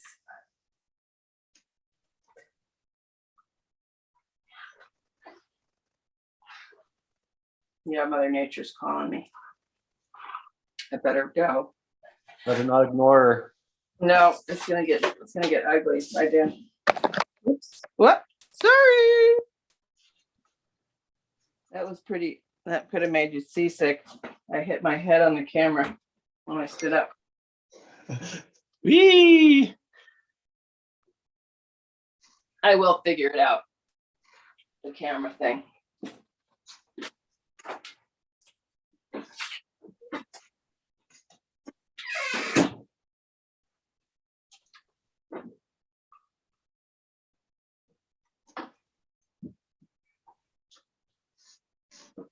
Yeah, so I'm just gonna leave these two characters on the side here, kind of in the dark. I'm gonna have lighter in the background here. As far as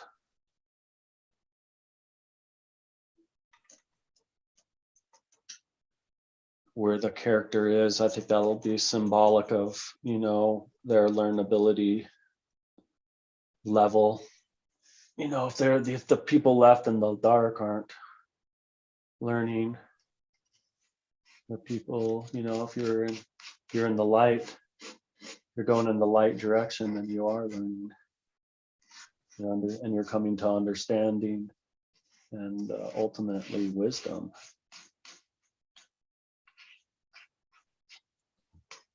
Can you probably darken that more? We're just trying to move this thing along if we can.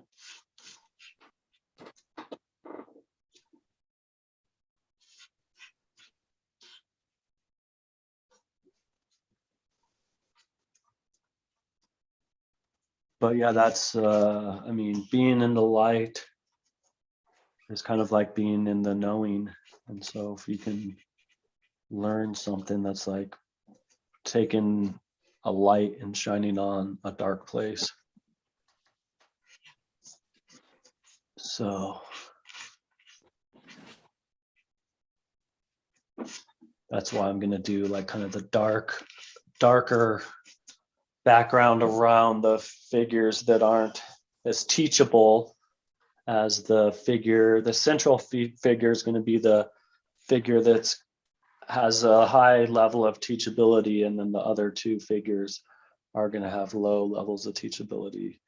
And I'm also going to use color and the background as a way to kind of illustrate that, again, by having the non-teachable figures kind of in the dark and then the teachable figure in the light, if that makes sense. And I think that'll kind of just be like a good symbolic way of conveying what I'm trying to do here with this piece. Going a little slow here, but it'll start kicking up, coming together. Looking good so far. I'm liking where I've got it so far. I'm also, I intentionally drew this line connecting the brain to the heart and this character in the middle here to reinforce the fact that they're tapping into their intuition, their heart-based intuition, whereas the other two characters that aren't going to be in the state of teachability they do not have that connection. So there's not going to be a line connecting the brain and the heart. That's not just a vein. That's not the spinal cord. That's actually representing the connection with the brain and the heart. So I think that'll be another kind of visual dynamic that will help explain the teachability factor of these individuals.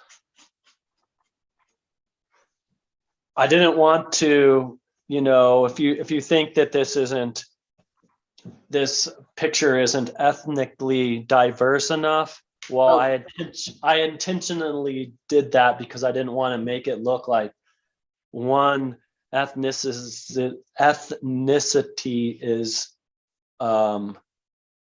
you know, has higher teachability than another ethnicity, because that could really, you know, hurt some feelings these days. So What'd you do? Did you make them like a non-flesh tone? well, they're not, I mean, I guess they kind of look like white people right now, which is probably not good, but they're all the same color, which it doesn't matter the race as long as, you know, you have learnability, you know, there's just as many, or, you know, there's plenty of white people with low teachability out there as there are, you know, people of color with light, you know, which I think I never like that, you know, because truly everyone are people of color.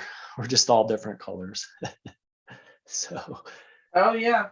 No, yeah. I mean, I guess if I was gonna do people, I probably would make them purple or something, just to avoid that.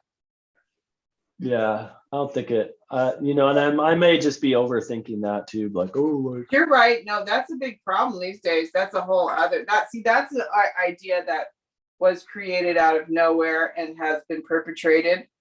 And I'm sure I could get like totally, you know, shredded for saying that, but yeah, no, I agree. that's And totally. I was recognizing it in some of the TV shows that, you know, my wife and just other people, or even myself, were watching, you know, where I noticed like a trend of like starting to start up some like racial tension just in like, it's almost like a predictive programming kind of thing. Like, oh, if we start having TV shows about racial tension, then it's going to that's going to carry over into actual reality and actual civilization. There, all of a sudden, there's going to be more of like a tension between the races. Yep. You know, and it was stuff where I was like, haven't we moved past this already? Like, I was kind of like, this is like kind of like low intelligence. Like, is this, I thought like, you know, from my perspective, humanity was like moving past this stuff. Like, I didn't, you know. Oh, yeah, for sure. I agree. They like further drug along. it back up again, like, oh, we have to address this thing again. Yeah, it seemed to me like we were a lot further along back when I was a kid than we are now. But where, you know, where I lived anyway, I grew up in the Bay Area of California, and there was some tension and stuff, I guess, but like it was just a mixture of people. So you just got along with people, that's all. You know? Yeah, there's just like sense of like, hey, you know, we share this world, let's get along with each other. Yeah. That Yeah. was like really going on. And now it's like totally weird. It's like, oh, they've dredged that old idea back up to get people to. And that's the thing about being teachable. Another thing, that's sort of the opposite thing, is to be teachable, to be a critical thinker. Like, don't just go along with something because it raises up unresolved issues within yourself, because Right.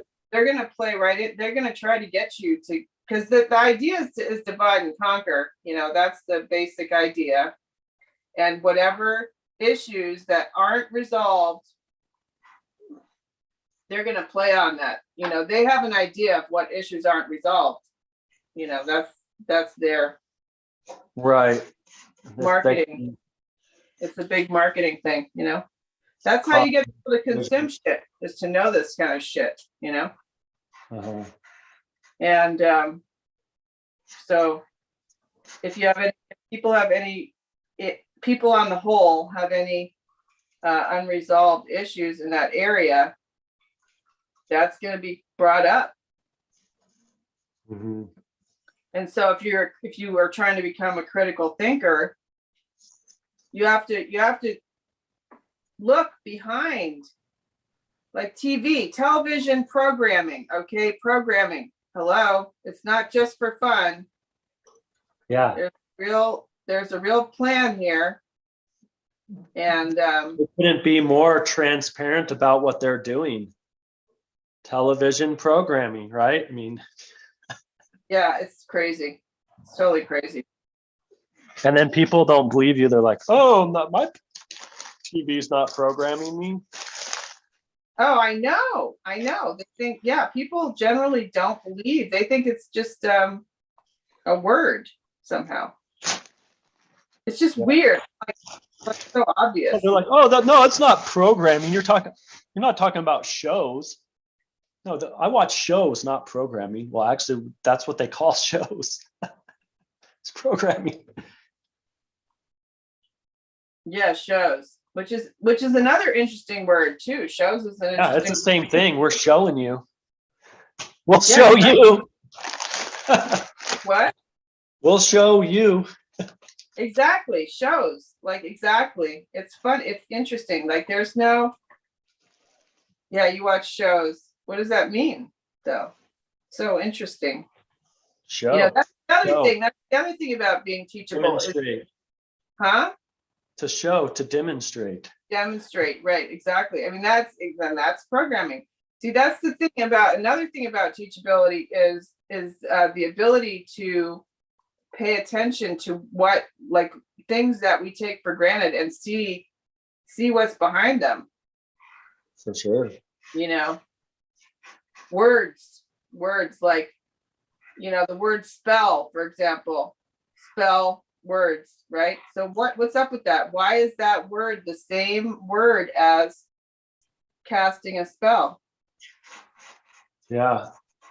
Well, Huh. because the word itself is a spell, I think. Yep. Because that's why you're spelling the word. Right? Right. Yeah, and so that comes back to like the biblical times where, you know, supposedly the creator, in the beginning there was the word or whatever. Yeah, I mean, yeah. that has to do with when we were telepathic and we communicated telepathically, when we were downgraded from telepathic communication to language. Language is a symbolic representation of phonetic sounds, and sound is at the root of creation. Right. So that put these different sounds together into words, and you have spells. You create it. Yeah. Yeah. But we don't, you know, we don't think about that stuff. Like we just use Well, those it's words. interesting too, because of the language, and that's why there's some like problems in, I feel like, in society too, because the English language has a way of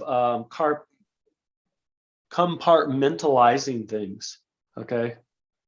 Just the way that the language is structured, like, you know, and I think that part of that brings conflict and compartmentalization into our society just because of the language we're using. And I don't know a too great deal about this subject, but there's a lot of research being done in this area. And like, for instance, like the Hopi Indian, like in English, you would point to the ocean and you'd be like, oh, that wave is like, looks cool. But in like the Hopi, if the Hopi were to point at the ocean, they'd just say, it would just be like the ocean waves. It wouldn't be like that specific wave. It looks nice. They'd just be like, the ocean waves, it's beautiful, you know? And it's like more like when you say it that way, it's more inclusive of the whole ocean as a whole versus just that one particular wave, if that makes sense. Oh And yeah. because of that, because of that inclusion, built into the language, like that tribe of Indians is really, they really understand like equality for everyone and like including, everyone. And like basically there's like a famous translation from a Hopi uh, chief, which basically translates to if it's only, no, how did that go? It's like if it's only good for one, then it's not good for at all. Right. Because like, if it only benefits one person in the tribe, then it's not good at all. And so, and everything should benefit everyone, or it should just be not used at all, Right. And so that's pretty powerful, that like how inclusive that makes things. And just their language, the way it's, if you know about the language and stuff, which I don't know enough to get into detail, but I'm sure viewers out there will want to dig into that subject deeper. And that's definitely something that's pretty interesting as far as how our language dictates the way we see our reality and to a degree. Right. That makes perfect sense because, I mean, if one suffers, all suffer, but our language compartmentalizes, then it's a lot easier to ignore that. And it sounds like that's been done by design to me. Yeah. That the English would be the language that most people have to speak now. So that would mean that the compartment, huh? Yeah, because it's the most compartmentalizing language there is. Exactly. No, that makes perfect sense to me. I mean, this stuff has been going on for a long time. Oh, This yeah. Where we're at now in our time here has been planned for a long time. It's been being worked towards. I mean, we are at the end of the cycle. Oh, yeah. So who knows, this might be just the way it always goes, I don't know. But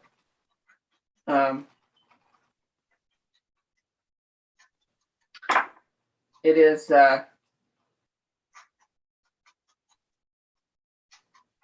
interesting that English, I mean, I'm sure, because the monarchy has been in power for millennia.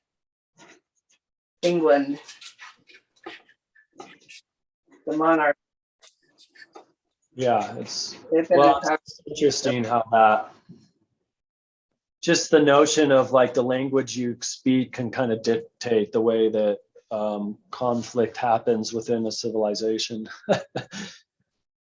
Right. I mean, and I don't think we really give it that much credit, but it is. It's how we think. It's how our language is how we think. It is an expression of how we think.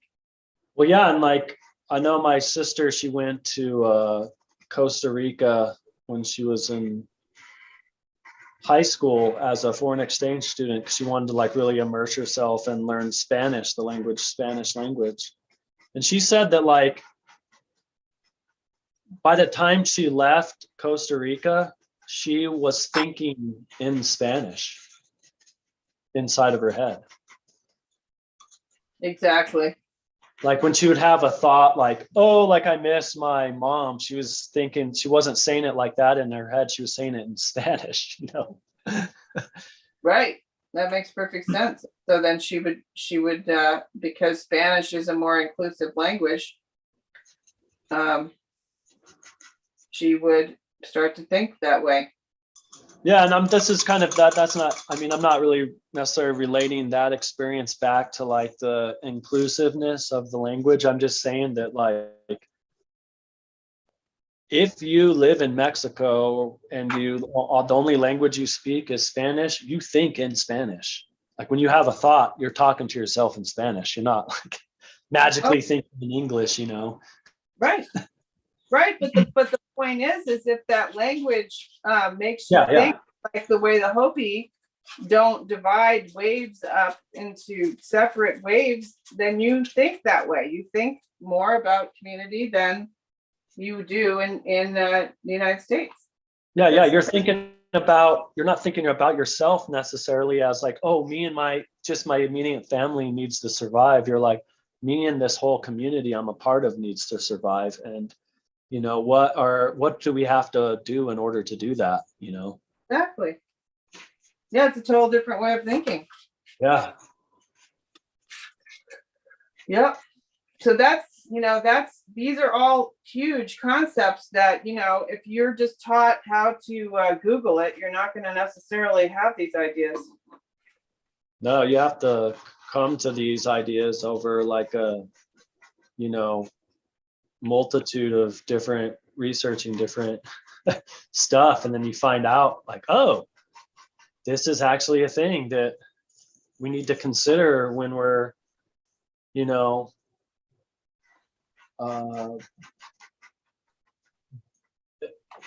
within our behavior. This is something that needs to be considered in regards to human behavior. Right, which comes back to natural law, the law of behavioral consequence. Yeah. Which, I think that the mainstream doesn't want people to realize that there is a law of behavioral consequence naturally inherent in this Well, world. they don't, because then people start realizing that the justification for authority becomes less, because you're like, wait a minute, if there's already a behavioral law within nature itself, then we don't really need to have authority other than having our authority over our own minds, in a way that we can conduct ourselves in a right manner towards other humans,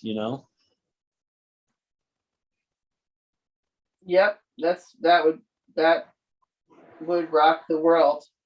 If the world understood that would pretty much rock. Like, wait a minute, I have to be responsible for myself? No way, no, that can't be true.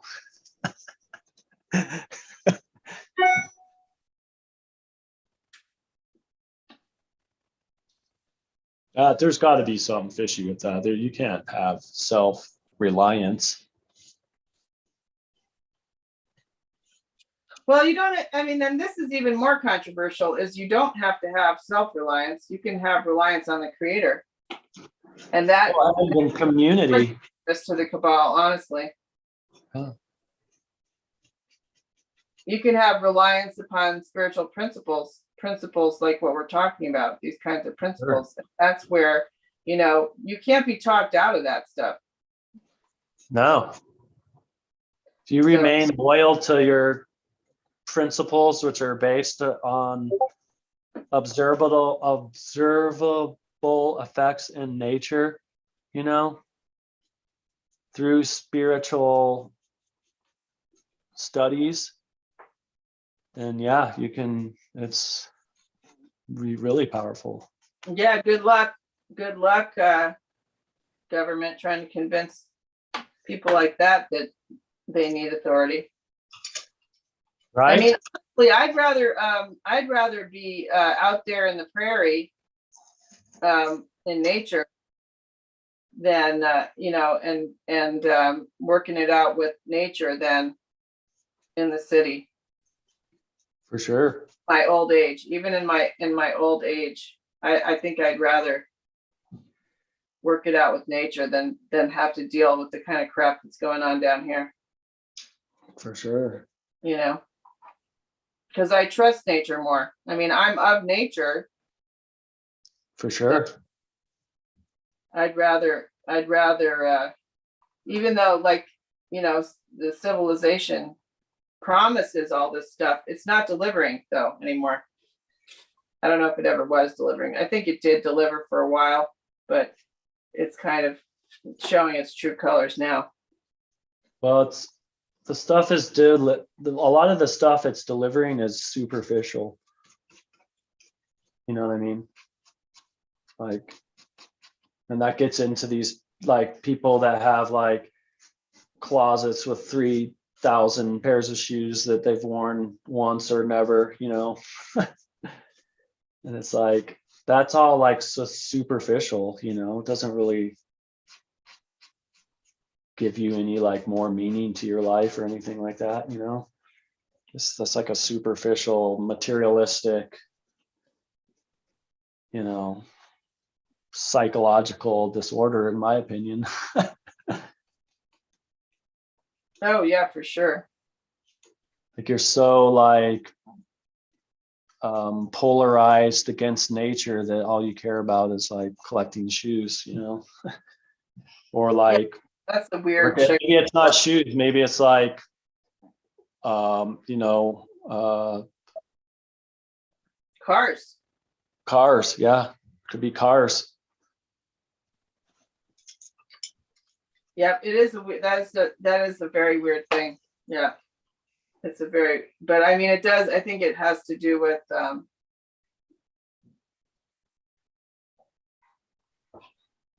going without. What is it? There's a saying, go within or go without, Right. you know? And that's what that's about. It's about It's seeking like, out. Huh? it's weird too, because it's like all these people think they're looking for like answers to solutions. They're like, oh, we can solve this problem by going to Mars and starting a new civilization up there. Oh God. Well, you're just gonna bring all our junk from down here up there, you know. Yeah, sure, that's what happened. Unless you, without the spiritual awakening part, you're just gonna bring your baggage with you, you know. Well, we're gonna have this great utopian civilization on Mars, or better yet, oh, we couldn't get to Mars, so better yet, we're gonna download our consciousness into the computer, Oh, the metaverse. into a computer simulation, and that's going to be a perfect utopia in there, because you know we're not going to bring our baggage in there either. Yeah, right. Yeah, right. I mean, Good like luck with that. there's no natural. This is the funny thing is they actually think no, that there's no natural law in there. Yeah, The funny thing, they actually think that they are going to be safe from natural law in the metaverse. guess what? When you're in the metaverse, you're in the metaverse's laws. You know, we might already be in a metaverse. Some science is pointing that we actually are in a simulation metaverse as it is. So it'd be redundant to put ourselves in another one, you know, fractalized down, even, you know, a dimmer version of this one, you know. Yeah, that's pretty freaky. I don't know how. I don't know. That's where I kind of don't know. I mean, No way. There's no way to prove that we're in a metaverse already from our perspective, but like one way or what other. But say we are, natural laws are the constraints built into the metaverse that we're in, if that's a scenario. That's true. That's true. Because if you're inside the simulation, you think the simulation is nature. So Right. Exactly. Yep. so Yeah, it's weird. Like we think if we fractalize something into something we made that it's going to be better. No, it's actually going to be a worse copy of the original thing. You know. Yeah. That is true. I mean, that's so true. It's scary how true it is. It's sad. It's like a faded um, Xerox copy of the original. It's been copied so many times that it's totally faded and you can't really make out what's going on. Right. Yeah. Yep, it's interesting. for sure. I don't know what to make of it, honestly. Right. Oh my God, no. I mean, if that's the case and everything, that's just pretty. But yeah, just the idea that they think that, you know, they can do away with natural law and they can create their own law. It's just, but that's why, you know, it's so important that we get to know natural law, because then we can beat them at their own game. Because if we don't subscribe to these ideas that are implanted in us, and we learn how to think critically and live by natural law, we can avoid all of that. I mean, it's still going to be up our butt because it's right next to us, because unfortunately that's how it is. Right. But we still can have a more sane existence For sure. within while we go through this really difficult time that we're going through right now. Because I mean, I live by natural law, and there's always a different way. I never have to go along with the stupid shit, you know. There's always an alternative. Right. But I mean, it does require that I think critically about every single thing that comes up, every single little stupid thing that happens. I have to think critically about, ask questions, and decide if I'm gonna, you know, go the mainstream way, or you know, trust my intuition on it, or, you know, it's really my intuition. Mm-hmm. So, you know, that is but that's always available, you know. That's always available, and I don't have to go that route. But I mean, people who don't know about this, they've really done a good job at getting it out of the mainstream. I think it used to be taught in families more, and it probably came from spiritual texts or something, and somehow they've gotten it so that it's not being passed down. Right. So I don't know. But the thing is when you live according to natural law, you don't have to pay those horrible consequences for, you know, living in a satanic way, like living in a way that where you're causing harm to other people. I mean, unfortunately, because of natural law, we are kind of drug into some of that stuff, but you can still personally live in according to natural law, and you're going to feel a lot better, for sure. And you're going to see the fallacies and stuff. And one of the things I've noticed too that happens in the mainstream is usually you have schisms there. You have the schism of we'll call it the right wing, or the schism of the left wing. And usually what actually ends up happening is somewhere in the middle. Like you have all these fanatics like, oh my God, like we're going to have like martial law. And then on the other side of things, oh, don't worry, nothing bad's going to happen. But usually it's usually kind of in the middle, like, well, we have an extra rule now, but it's not full martial law, you know. I don't know. I've noticed that as a trend of things. That's true. Yeah, nothing, like I've noticed that nothing that I truly fear ever really happens. Yeah, it's like that's just like one schism of the side of the polarities where, you know, there's some fanatics on one end saying doomsday stuff, and then fanatics on the other end saying maybe even a different type of doomsday stuff, and then the doomsday never actually happens, which is what the middle thing, you know, the balanced thing is what actually manifests, and the schisms don't actually ever. Right, but if you are living in that mindset of of the schisms. And then Mhm. you can bring that on yourself. Oh, yeah. Oh, easily. Oh, yeah. Big And time, believe, because and then that's part believe of the that, law of attraction. yeah, exactly.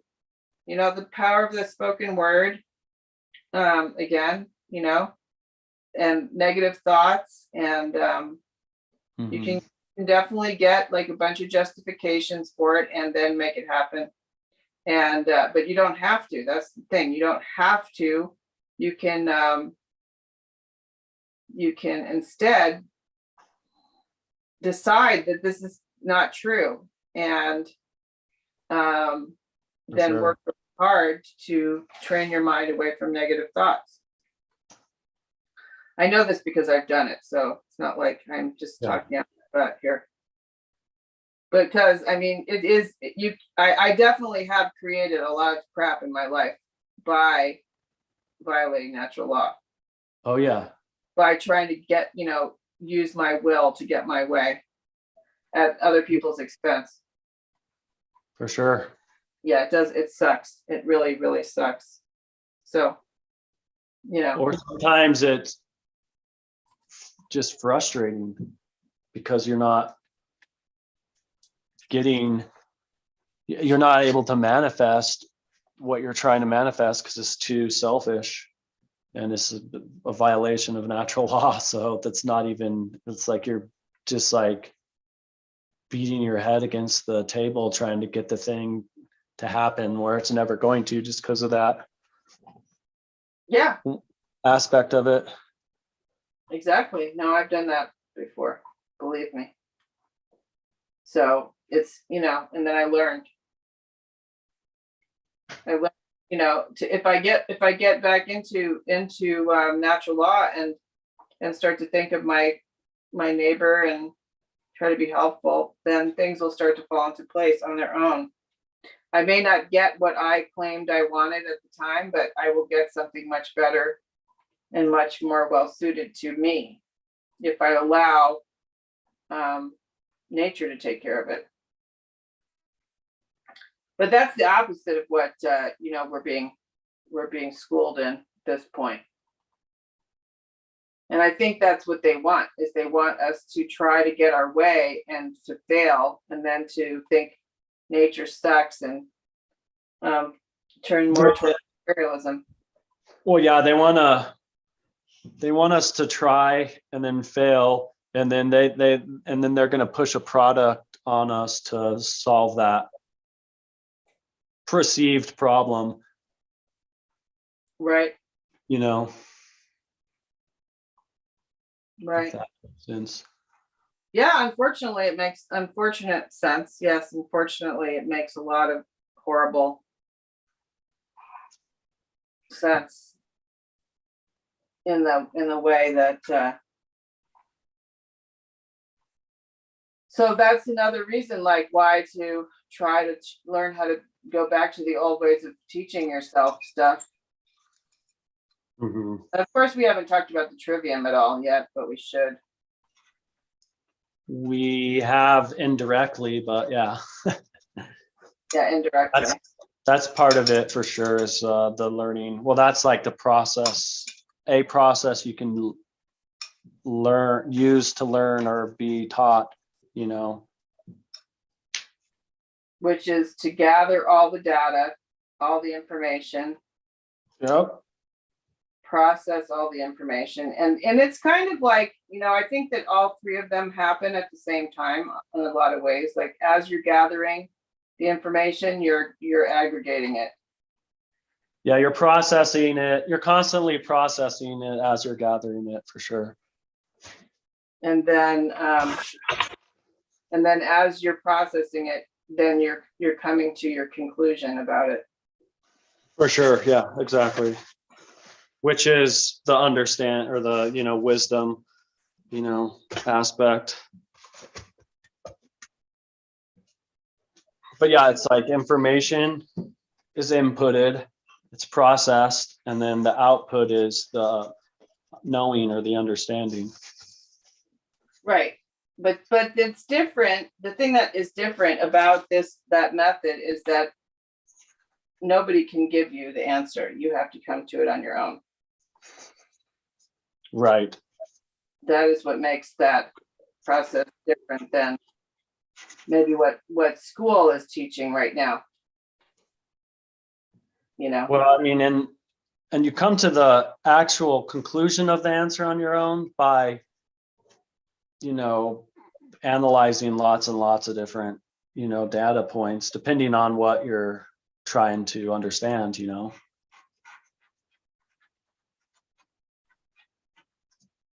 It's gonna, there's a lot of different data points you might have to go through before you come to that understanding of Right. whatever it is you're trying to dissect, and find the truth in. Right. It's not easy. Most people give up, and faced with stuff like that. What do you mean? And then just take somebody else's solution? Yeah.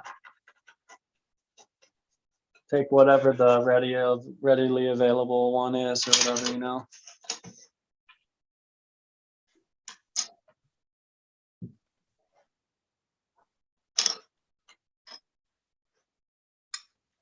Yeah, I mean, I'll say for myself, I have to go through a lot of fear that I don't want to go through fear. I hate going through fear, but I do have to go through it in coming to my own answers on things.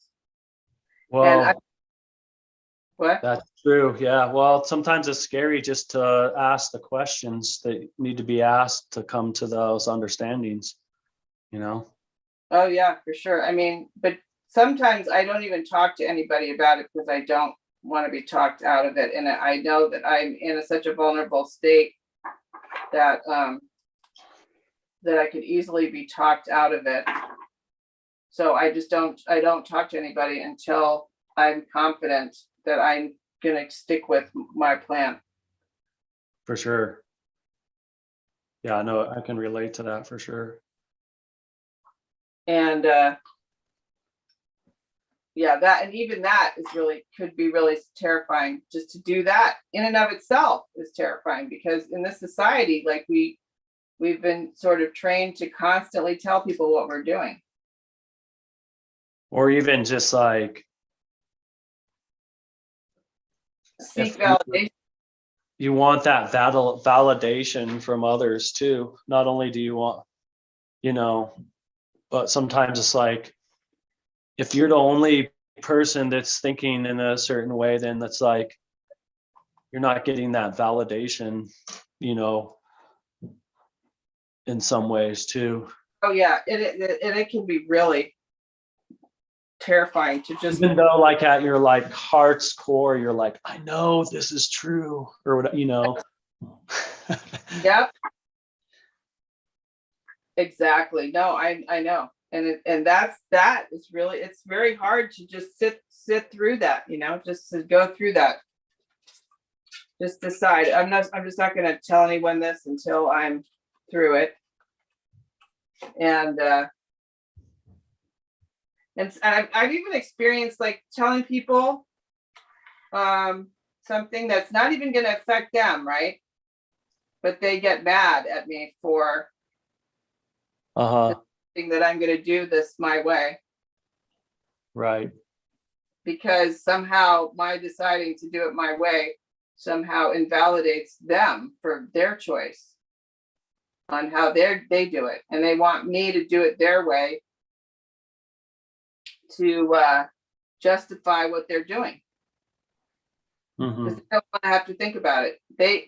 Because that's another thing, like about teachability, is a lot of people feel right now like they have too much on their plate and they don't want to think about anything. And so they don't want to have to go through that process of deciding for themselves what they're going to do about stuff, because they're striving every day just to have a break. Yeah. And so, here comes me and I'm like, oh, I'm going to try this. And it just pisses them off because they don't want to spend any time thinking about something other than their weekend or whatever. Yeah. No, I know what you mean. So that's another interesting. It's like, it's almost like mental laziness, like, oh, like, well, man, that's way too esoteric for me. I'm not even gonna go there. Oh yeah, for sure. Absolutely. Absolutely. And it's really frustrating. Sometimes I may be in the process of teaching myself something, and then I make the mistake of sharing it with someone, and then they basically attack me for No, yeah, the same things happened to me too. I can totally relate to that. doing things differently or whatever. Mhm. Yeah, drag. It's a total drag. Plus that could be someone that you're really close to too, like your partner. Exactly. That you expect them to be like, oh yeah, that's great, blah blah blah. But then they're like, why are you doing that? I told you how to do it. And it's like, well, I'm doing this my way. And that seems somehow that's a threat to them. Right. Well, that just kind of shows that maybe they're an ego, or maybe even you're an ego too, and that the fact that you're both an ego, then there's a conflict, and then, and that's why, like, a lot of times there's got to be like a compromise, and that compromise sometimes is shown as taking the higher ground, or and like sometimes when they're neither party can make compromises, then that, like, sometimes that's ends things too. I know I've heard of people who have, like, when they've had their awakenings, were no longer compatible with their significant others. Oh yeah, for sure. Mm-hmm. Exactly. That's a drag. That's gonna be a super drag, right? Yeah, I know. And I couldn't even relate to that a little bit, but like, in some ways, I think I just have a good balance of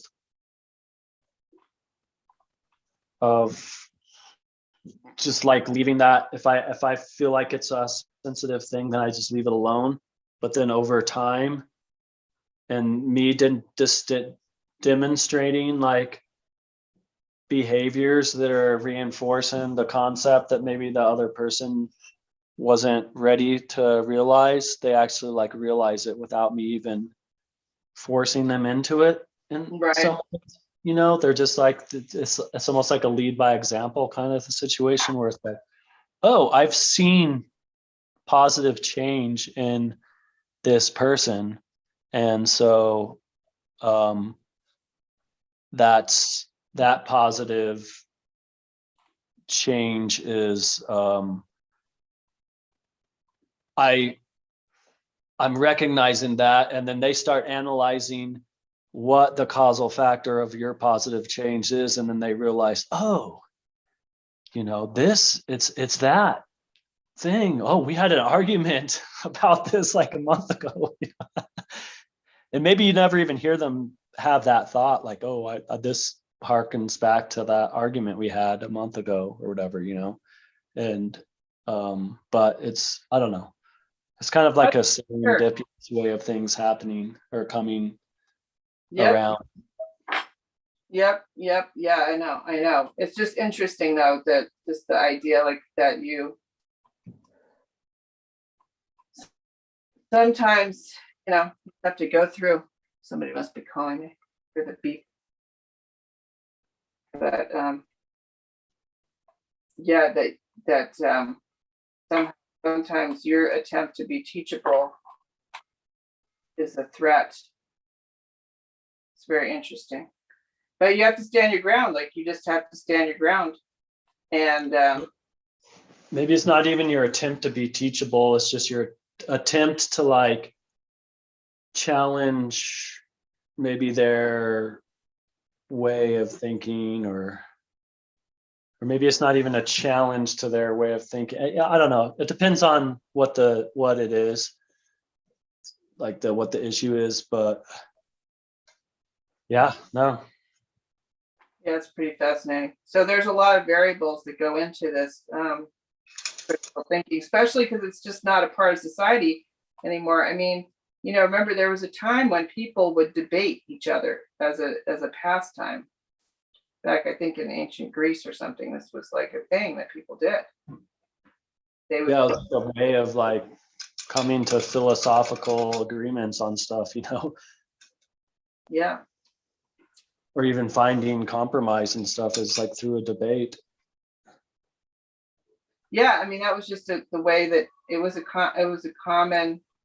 And sometimes the way these debates even played out, it wasn't like as instant as we see it, on like when like they have the presidential debate. It's like one person would come, and I think this was even an exercise in our autonomy, where it was like, you take a stance on something and the other person just stays quiet, takes in your stance,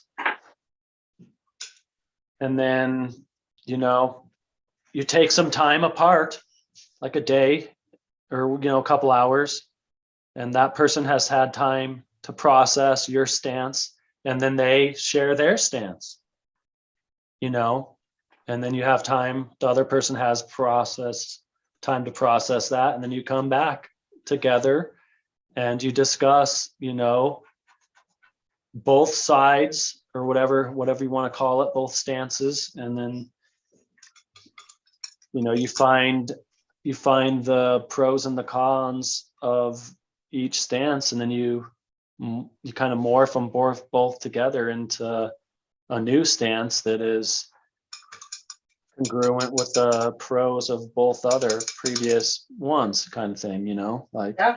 So people they weren't so reactionary, like, oh, he said this, so I'm going to react to that with this. It was like they had time to think about it, process it, and then it wasn't a reaction. It was more of like a conversation then. And it was like actual intellect was actually happen versus people just reacting to each other back and forth and trying to be the winner, who can have the winning reaction. Right. Or like they were trying to use the frontal lobe instead of staying in fight and flight. Mm-hmm.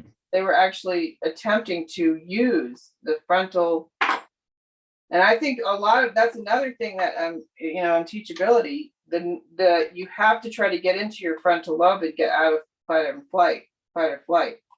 And that is not really how do you do that? Yeah, because if you're reacting, you're in fight or flight. Right, exactly. And that's what's going on right now. Like totally, completely. Everybody's in fight or flight right now. And I think that's what is designed, because when you're in fight or flight, you become a consumer. Well, because the stress hormone is what puts you in fight or flight. Right. I mean, but it's just like you definitely aren't thinking for yourself when you're in fight or flight. When you're in fight or flight, you're going to accept the first thing that's going to promise that you can get out of fight or flight. Yeah.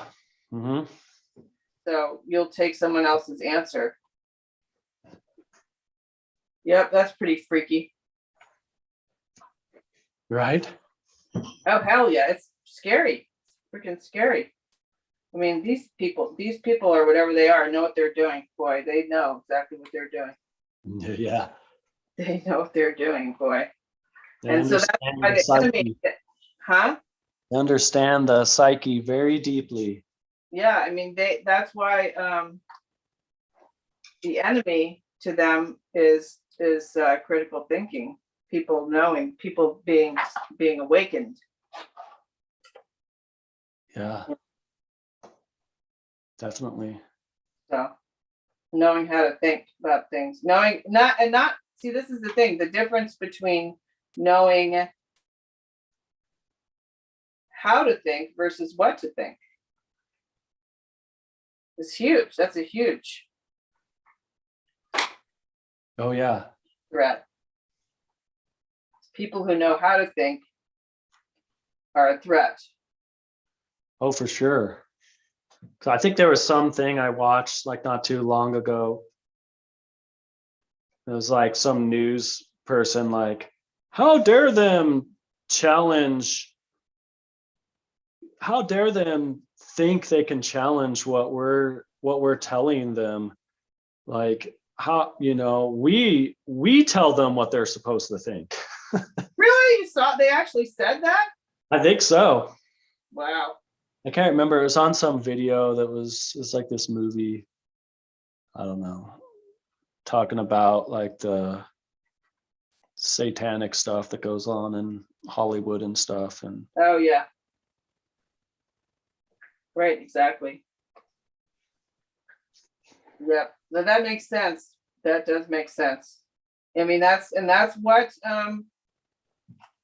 what everything like the all of Hollywood is about is trying to get people to think a certain way. Like, I mean, I get stuck. I will admit that I watch some pretty dark shows sometimes. I do watch shows on Netflix, and some of them can be very dark, and they're completely immoral, like completely immoral to the core. oh yeah, Like, and they suck you in, get you to start to like a certain character, but then that character acts completely immorally, and then that starts to work on my psyche about whether or not if I wasn't thinking about it, I could try to act like that character. right. I could emulate that character even though they're completely immoral in their point of view, in their actions. Yeah. And that's the purpose of it. Oh yeah. A lot of times. So very bizarre. Very, very bizarre. See, this whole time I haven't even been paying one iota of attention to what I've been doing, and it's totally evolved into something completely different from what it was when I started, which I really like that. But I also wish that my my minds were more connected. I think I have to do some work on that to make my minds connect better. But yeah, I like it better when my thinking mind shuts up and I can just do art, because I do so much better.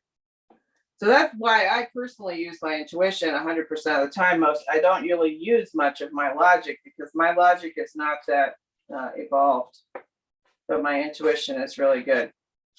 So I try not. I just don't even use it.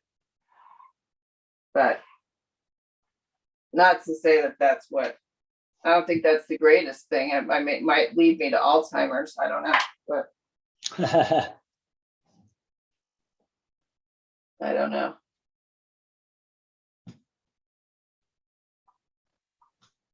Yeah, I mean,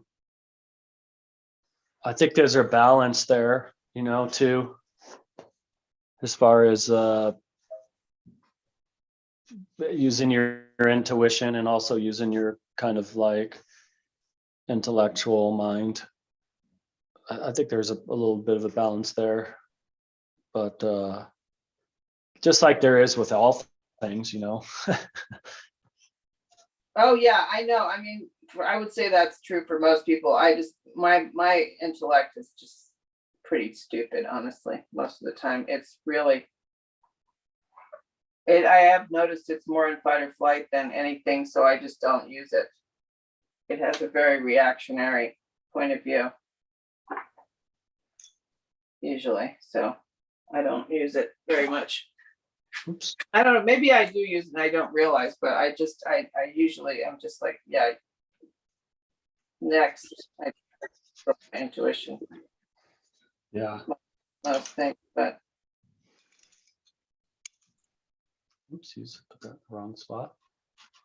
Sorry. Let's erase this here. I've got to get some of this clay off my fingers because I can't even sculpt anymore.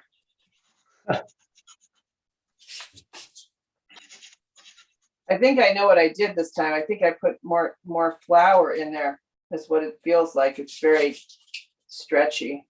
Okay. But we'll see if it actually hardens the way the other stuff did. Sure it will. Hope so, because if it doesn't, I don't know what I'll do. But Luckily, we're in Colorado, so it's super dry, so I'm sure it'll harden.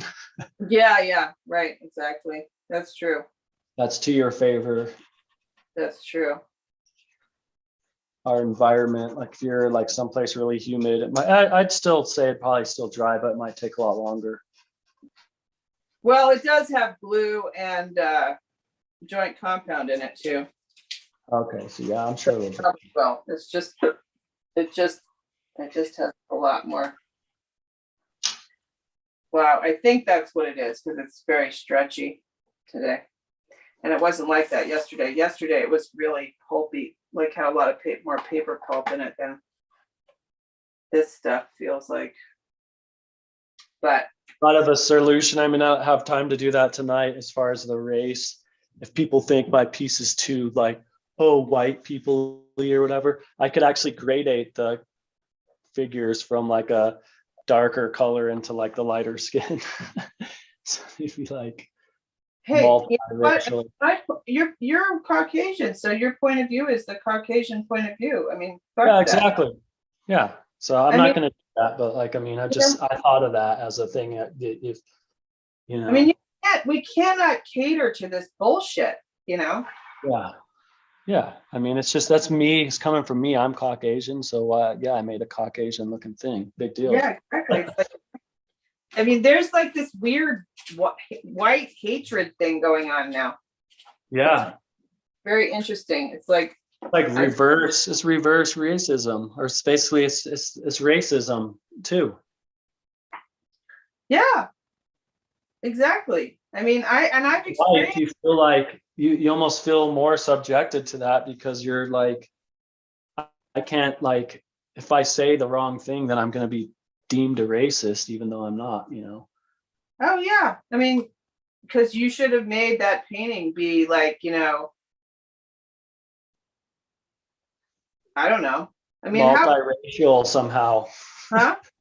Just the fact that I thought of that my painting wasn't multiracial enough is the problem. Yeah, just the fact that you thought about it, that we're actually even talking about it is insane. It's completely fucking insane. Yeah. That You shouldn't know? even be a thing. Like, it's like, maybe I am racist because I think about trying not to be racist. Oh yeah, dude, see, that's the point of it. It's an impossible scenario. These, you know, whoever came up with it is pretty dang smart. Too bad they're using it for, you know, evil. They're using their smarts for evil. Too bad, but Yeah, man. it's incredible. They're, you know, they've gotten into your head. They definitely Mhm. have gotten into your head, and they're fucking with you right now. It's amazing. It's truly, truly amazing, you know? Like, I could have like totally gotten paralyzed by that and just like stopped doing this whole piece altogether. Oh. Sure. I mean, like I said, what I would have done is I would have made them all blue, you know? Good luck with that. Yeah, but then people would be like, well, those are all blue, so that doesn't even relate to me as a human because those are just aliens. So of course I Yeah, the can't. people who took That's too much. that's how teachability works in aliens, not humans. Right. Exactly. Yeah, I mean, who knows? But I mean, yeah, there's no winning. If you're white, you can't win. So forget it. Just be white and enjoy it. Celebrate. Right. Just be white bread and enjoy it. Yeah, exactly. I mean, it's weird. It's a very, very weird time we're in. It's just so weird. I don't know.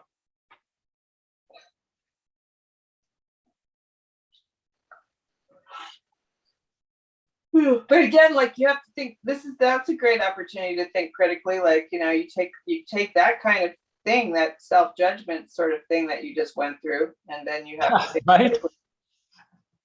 You know, you have to say, am I gonna succumb to this bullshit? This is, absolute crap. Hooey.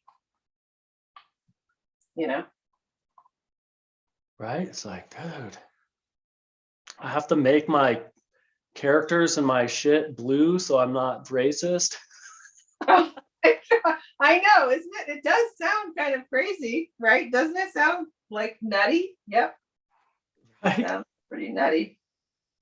I mean, but the thing is I'm not going to please everyone either. My work is not going to please everybody, Oh yeah, exactly. I mean, what the hell what I'm doing for this show is so bizarre to me. Like, I mean, I'm just doing this because I haven't done art for so long, and I just was like, I'm just going to solve this problem by doing 12 sigils and then decorating them, and I'm going to do like my inalienable rights, and I don't know, maybe they look stupid. I have no idea, but I'm trying to just get through it without judging myself, just so I can get back into doing art and do something that I enjoy, which I've moved into this, desire to do three-dimensional. It's not really three-dimensional. It's whatever that is, where it's partially three-dimensional. Mm-hmm. But I'm just like, I can't even think about it at all. I can't even think about it at all. Like, make any kind of, because my mind is just like, it's not realistic. It's not beautiful. It's not this. It's not that. And I'm like, shut up. Just leave me alone. I'm just going to do this. So to me, that's like kind of fight or flighty. It's a kind of fight or flight response to have to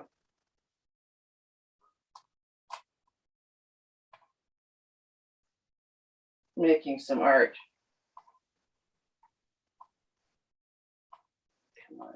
Oh, shit. Yeah. It's interesting how that works. Yeah. Fight or flight. It's a crazy thing. It's like so subjective that it's like you can do stuff like that. Oh yeah. I mean, in my mind, I should be doing I should do like that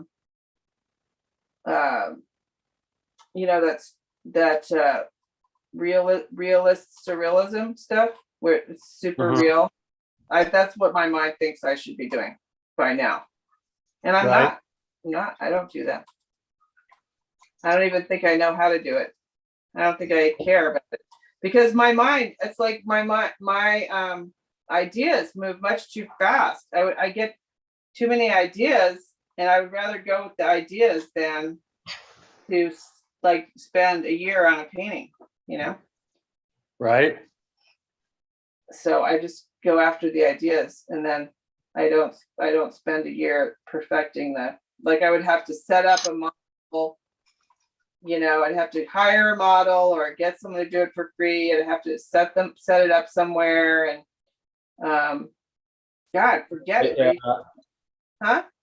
Yeah, you'd have to set up the lighting, and then you'd have to Oh. match the lighting if you wanted to use some crazy background that you found in like your photo archives somewhere, and you're like, oh, this is beautiful, so I want to use that. And then Yeah. match the lighting with the model, and then like you have to like Photoshop it all together, and then you have to like figure out how you're going to get that back onto the canvas, and then like you have to, it's like this whole, and by the time you think about all that stuff, you're like paralyzed from even doing the art to begin with. Yeah, exactly. I have no interest in wasting all that time doing all that stuff, so I just do it this way, and but my mind, definitely wants me. It's like, this isn't art. This is like child's play. What are you doing? By now you should be blah blah. And I'm like, yeah, screw you. Yeah, even with what I'm working on tonight, I was kind of like struggling with that a little bit. I was like, what, like these figures like look like bowling pins.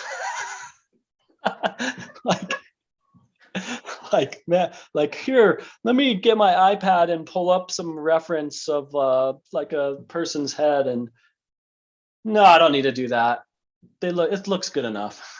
You know? Yeah, exactly. I mean, that's a whole I'm trying other, to I'm trying to convey a like concept of these polarities here, and like it doesn't need to look perfect like a silhouette of an actual human, you know, like it's exactly. obvious that they're heads, and maybe it's a little cartoony, but I kind of am pretty cartoony anyways, That's so might as style. well. Why not fight it? Why fight it?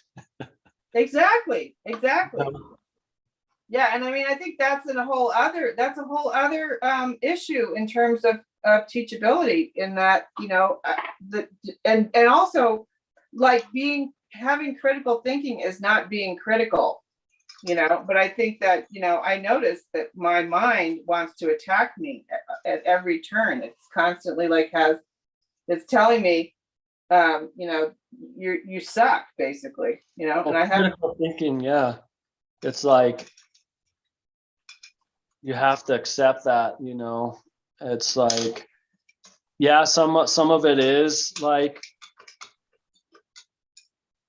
you know, more concrete or critical, but then some of it is more abstract, and you know, you have to like, there's a balance there again, you know.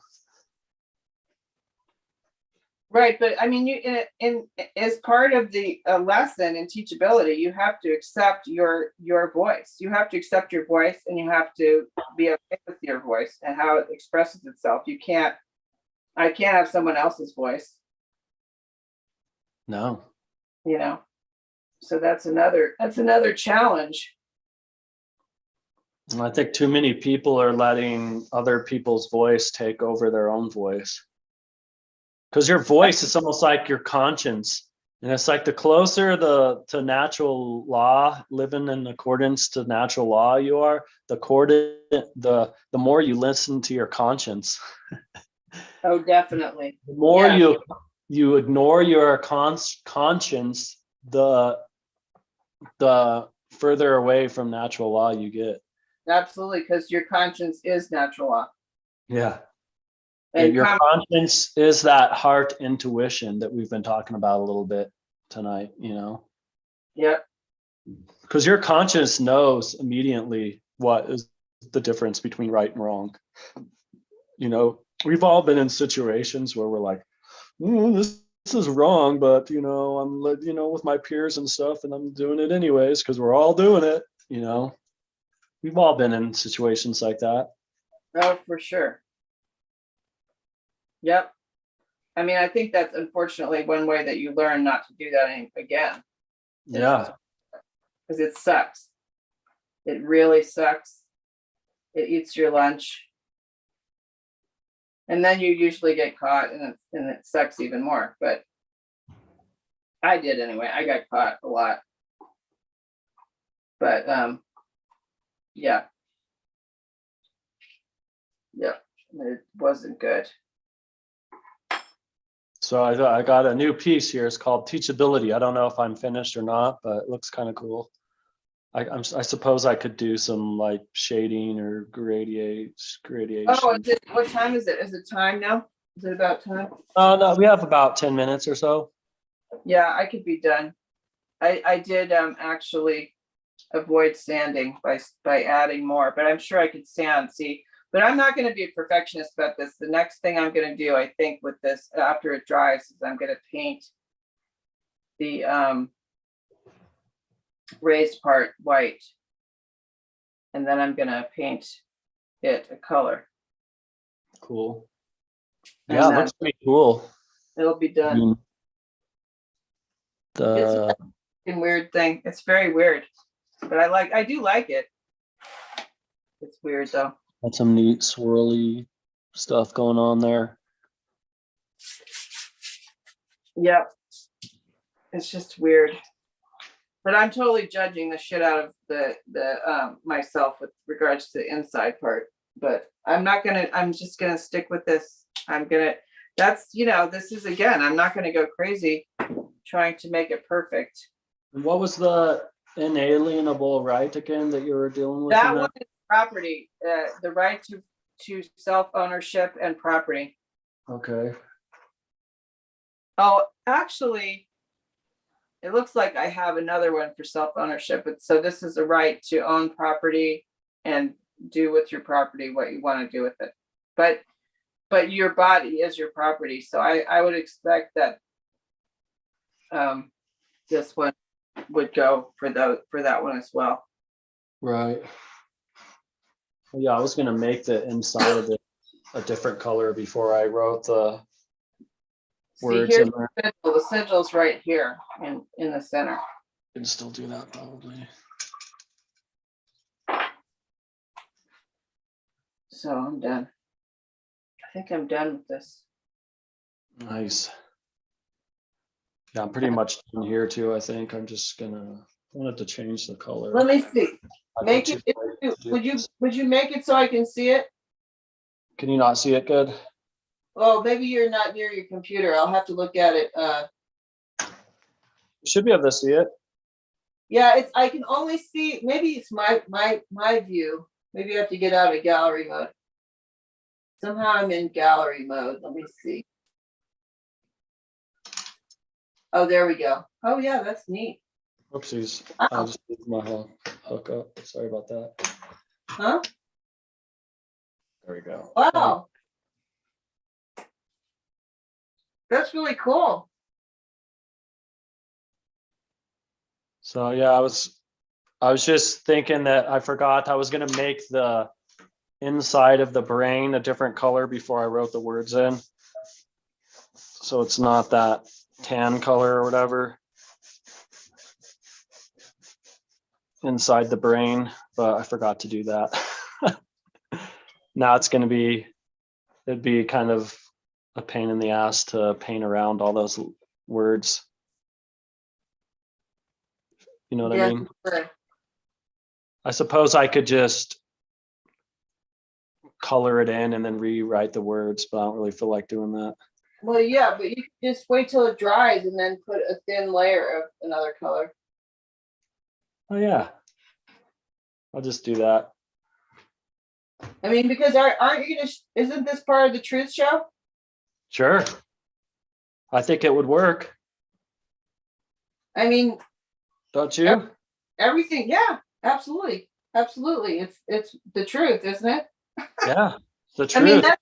that's the thing about the truth Only show. can learn if you're not Work. naive enough to take notions in and skeptical enough to analyze those notions. Yeah. I mean, I think that's and then it's got the person in the middle is surrounded by a nice yellow aura. That's good. I think that's cool.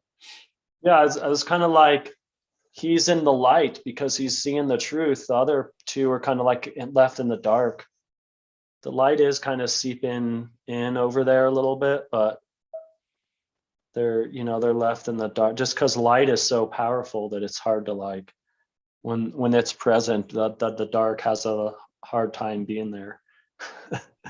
Exactly.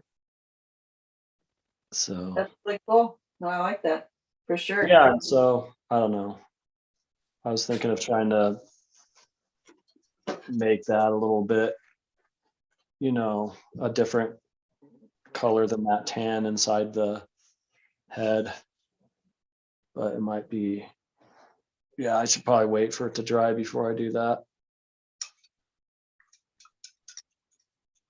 Yeah, because then you could actually make make it different colors for each Mhm. one. You know? Right. For sure. So yeah, that's my piece for teachability tonight. Cool. I'm sure I could spend some more time and refine some things, but I think I'm gonna just leave it the way it is for now. No, it's great. Definitely. All right, kids. I guess we're done. Are we done? What time is it? Got like 3 minutes. We could Okay. chat if you want. Yeah, I was thinking about, maybe we should invite Jeff to come on, Sure. let him know what we're doing and see if he wants to come on. I mean, we could get some other artists. Yeah, or even just like, I think it would be fun to even have non-artists come in too and join the conversation, but we should encourage them to do some art while we're talking too, Yeah, I mean, Sean, the timing isn't good for Sean. We would have to do it during the middle of the day if he was gonna be on, because he has to work. He works second shift in Eastern Standard Time, so Right. he's at work right now, Yeah, And he no, I works- mean, 6 days a week. we could, we might have to do that. Yeah, we could even do this. We could even do it like, maybe Yeah. here, be there, because I'm glad we tried this out because it's not bad. No, it's not bad. I mean, I love getting together in person. Don't get me wrong, but I mean, this worked out fairly well. You don't have a hour and a half to drive home now. Oh, thank God. And we still had a great conversation with each other. We did some fun artwork, and yeah, I think it was a successful virtual meeting we did today. Yep, I think so too. So cool. So yeah, we can start to make a list of people that we might want to have on. And then, Yeah, or I was even just thinking like just opening it up to just random whoever takes interest in coming on, and then,